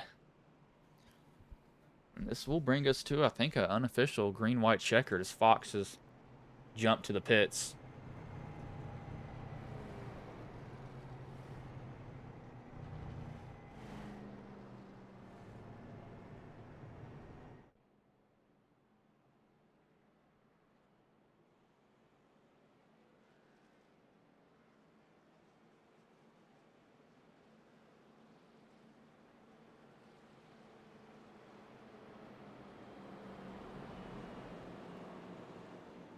Don't think we'll see anybody come down pit road. I think they'll all be staying out.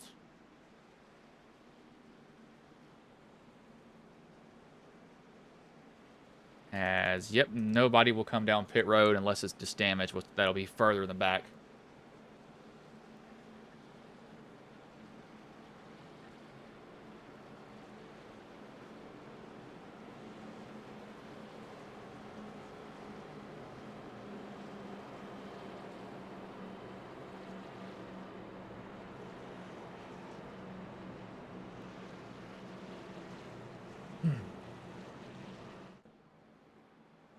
Yeah, this will be a green-white-checkered attempt.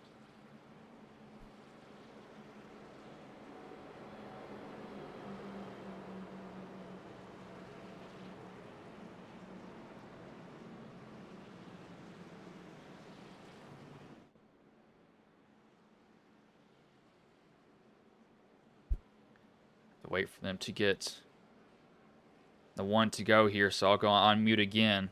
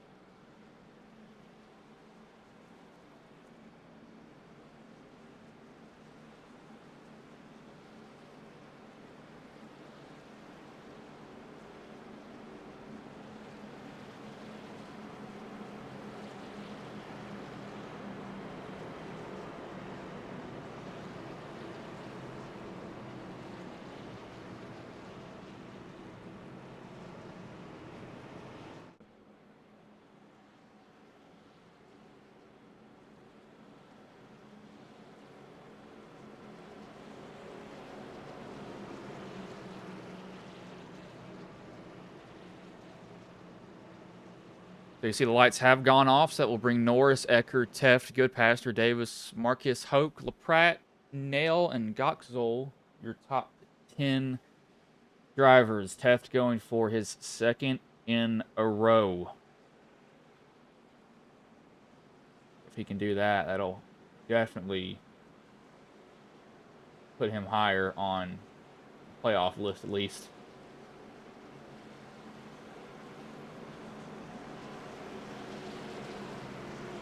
Again, he won the first race in this series, in the Superspeedway series, that is.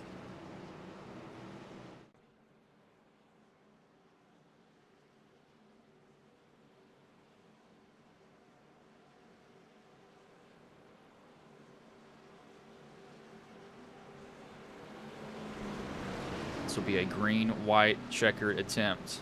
I think it's an official one, though. No, it is an official one. And this is one of how many? I just need to look real quick. I can't see. No idea, but it doesn't tell me. For some reason.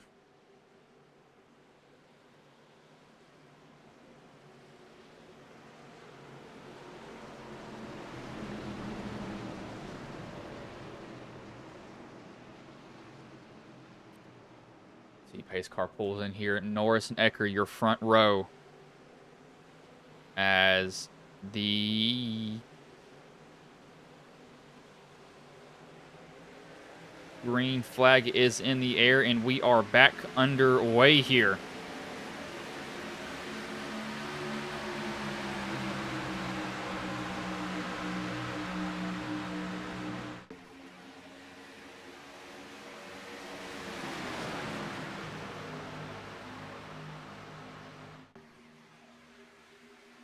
See, once they get the white flag, the next flag will end the race. Ecker will hop out to a little bit of a lead here in front of Norris. Teft behind the 7. Teft will try to make a move here, most likely coming out of 4 on the final lap. He just wants to get to that white flag. That's all he really cares about right now at this moment.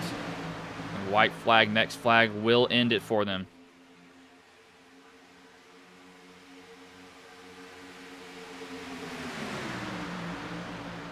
This white flag is in the air one more time around here. And where is the 6 came from? The third lane has just shot out of a rocket. They've got the 11 pushing him, getting him all the way up there.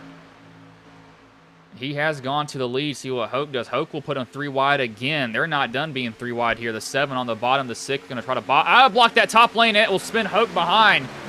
We're going to stay green, though, as the big one will happen behind them. It's going to be between these 3 cars. Oh, this might be heaven sent for Teft here. Teft, if he needs to back up to the 6 of Goodpaster. Yep, there he goes. He's going to lay off here. That's what Teft needs to do. Can the 6 get a big enough of a run, though? I don't think he can. This might be Norris's race to lose. Teft going to be going to the trial. We're going to be looking high, but he just does not have a run on the 7 at all. Coming to the start-finish line, it will be Austin Norris, Andrew Teft, 2nd and 3rd, Jeffrey Goodpaster. I don't know where in the world that 6 came from. He shot out of a cannon that last lap coming to the white flag.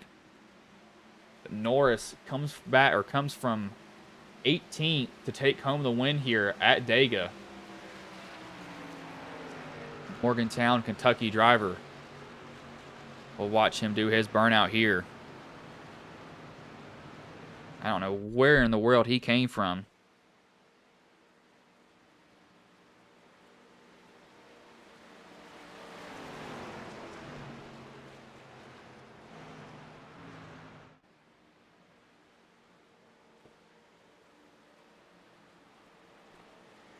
A little bit of a celebratory bump there by Teft. That was still completely out of left field, basically.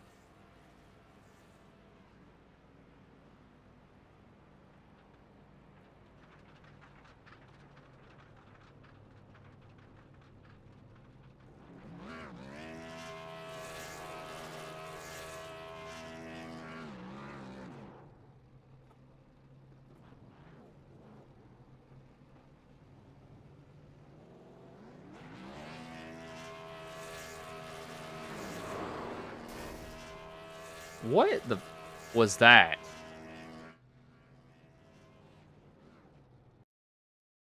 Was that 2 cars, or were my eyes just okay? And they weren't.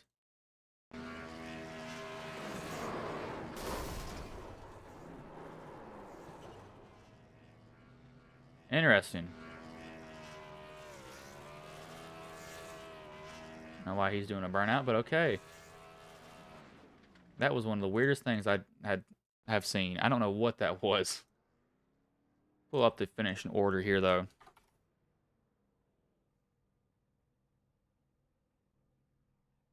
Bring in the third place driver in Jeffrey Goodpaster.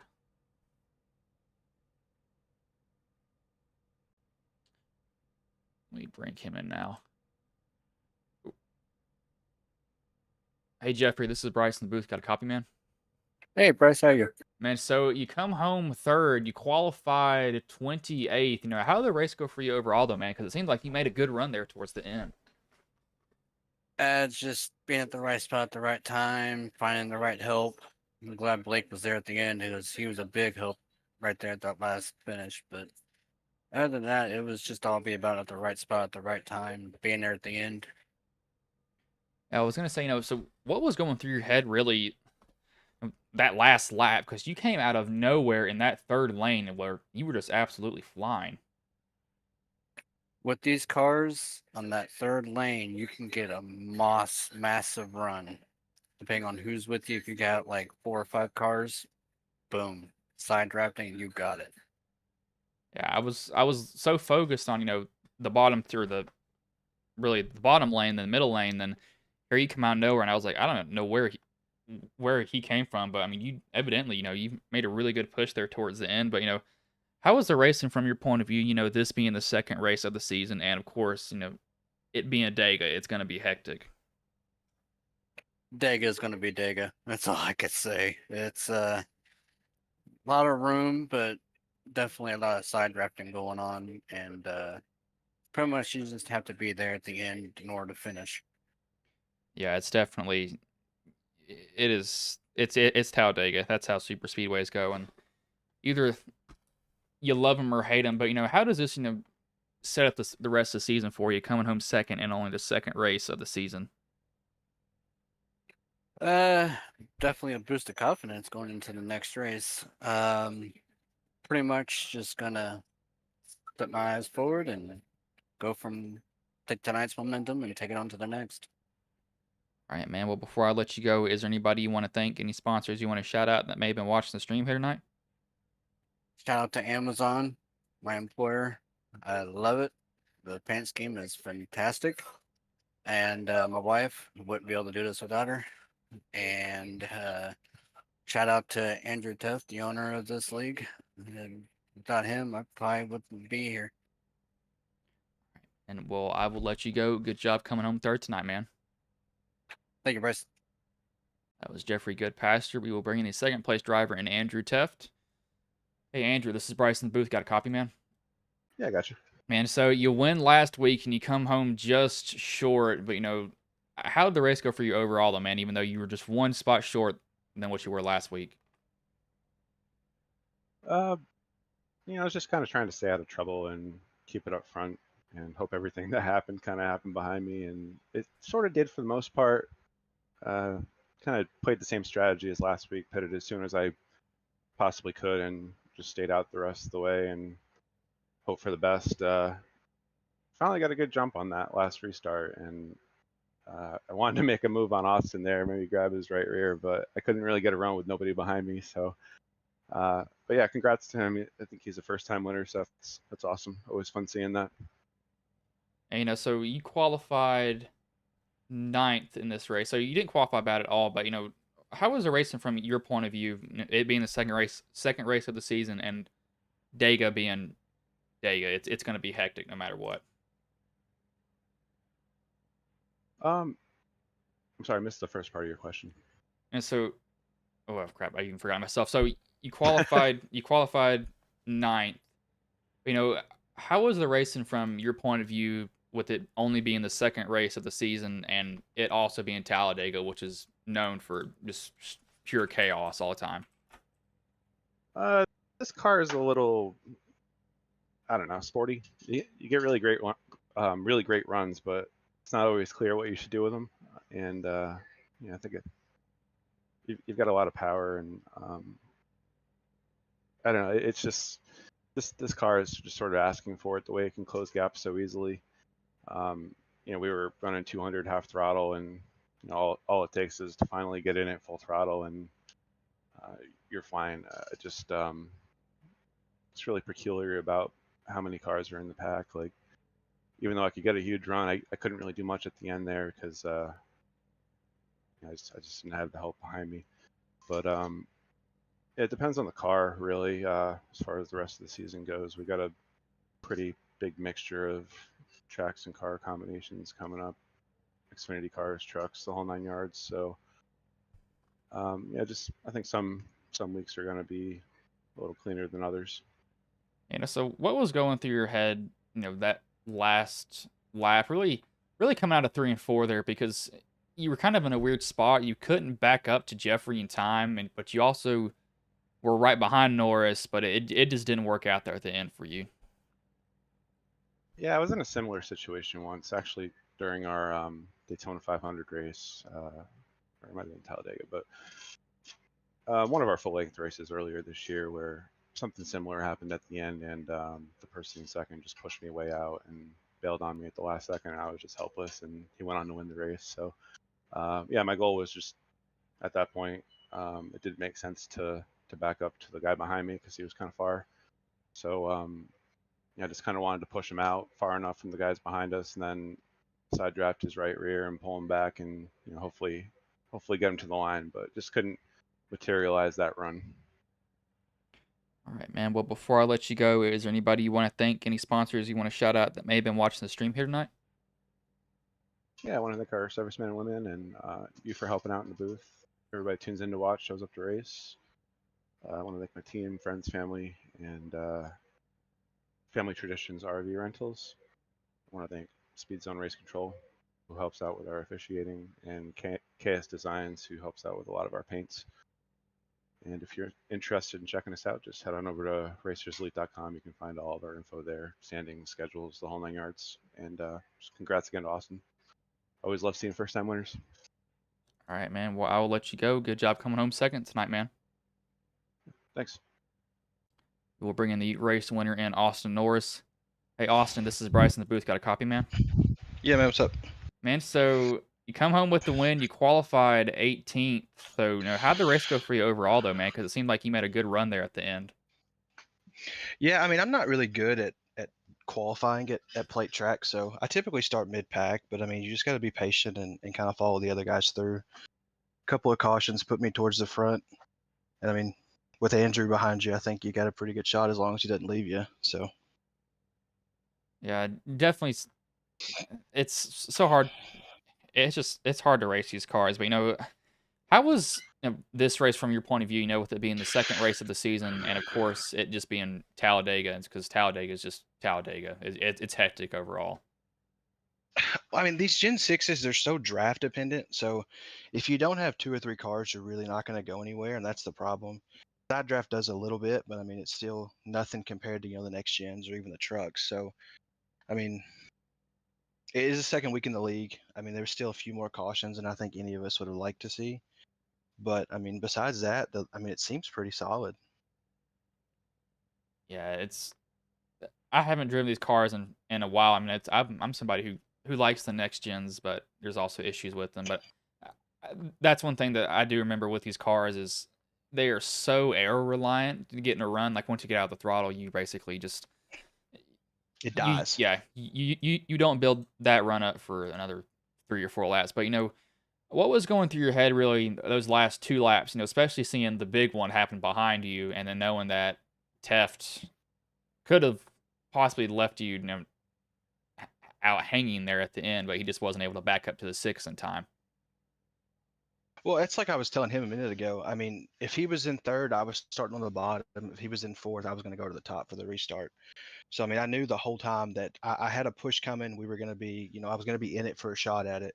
And like I told him too, I seen him back off in 3 and 4, and I thought he was going to get the run to get me, but he ended up staying behind. And I mean, like you said, I mean, these cars are so draft dependent. So, I mean, once you pull out of line, you don't have nothing. So I knew that he had to be on my bumper when he went around, and he just couldn't get there.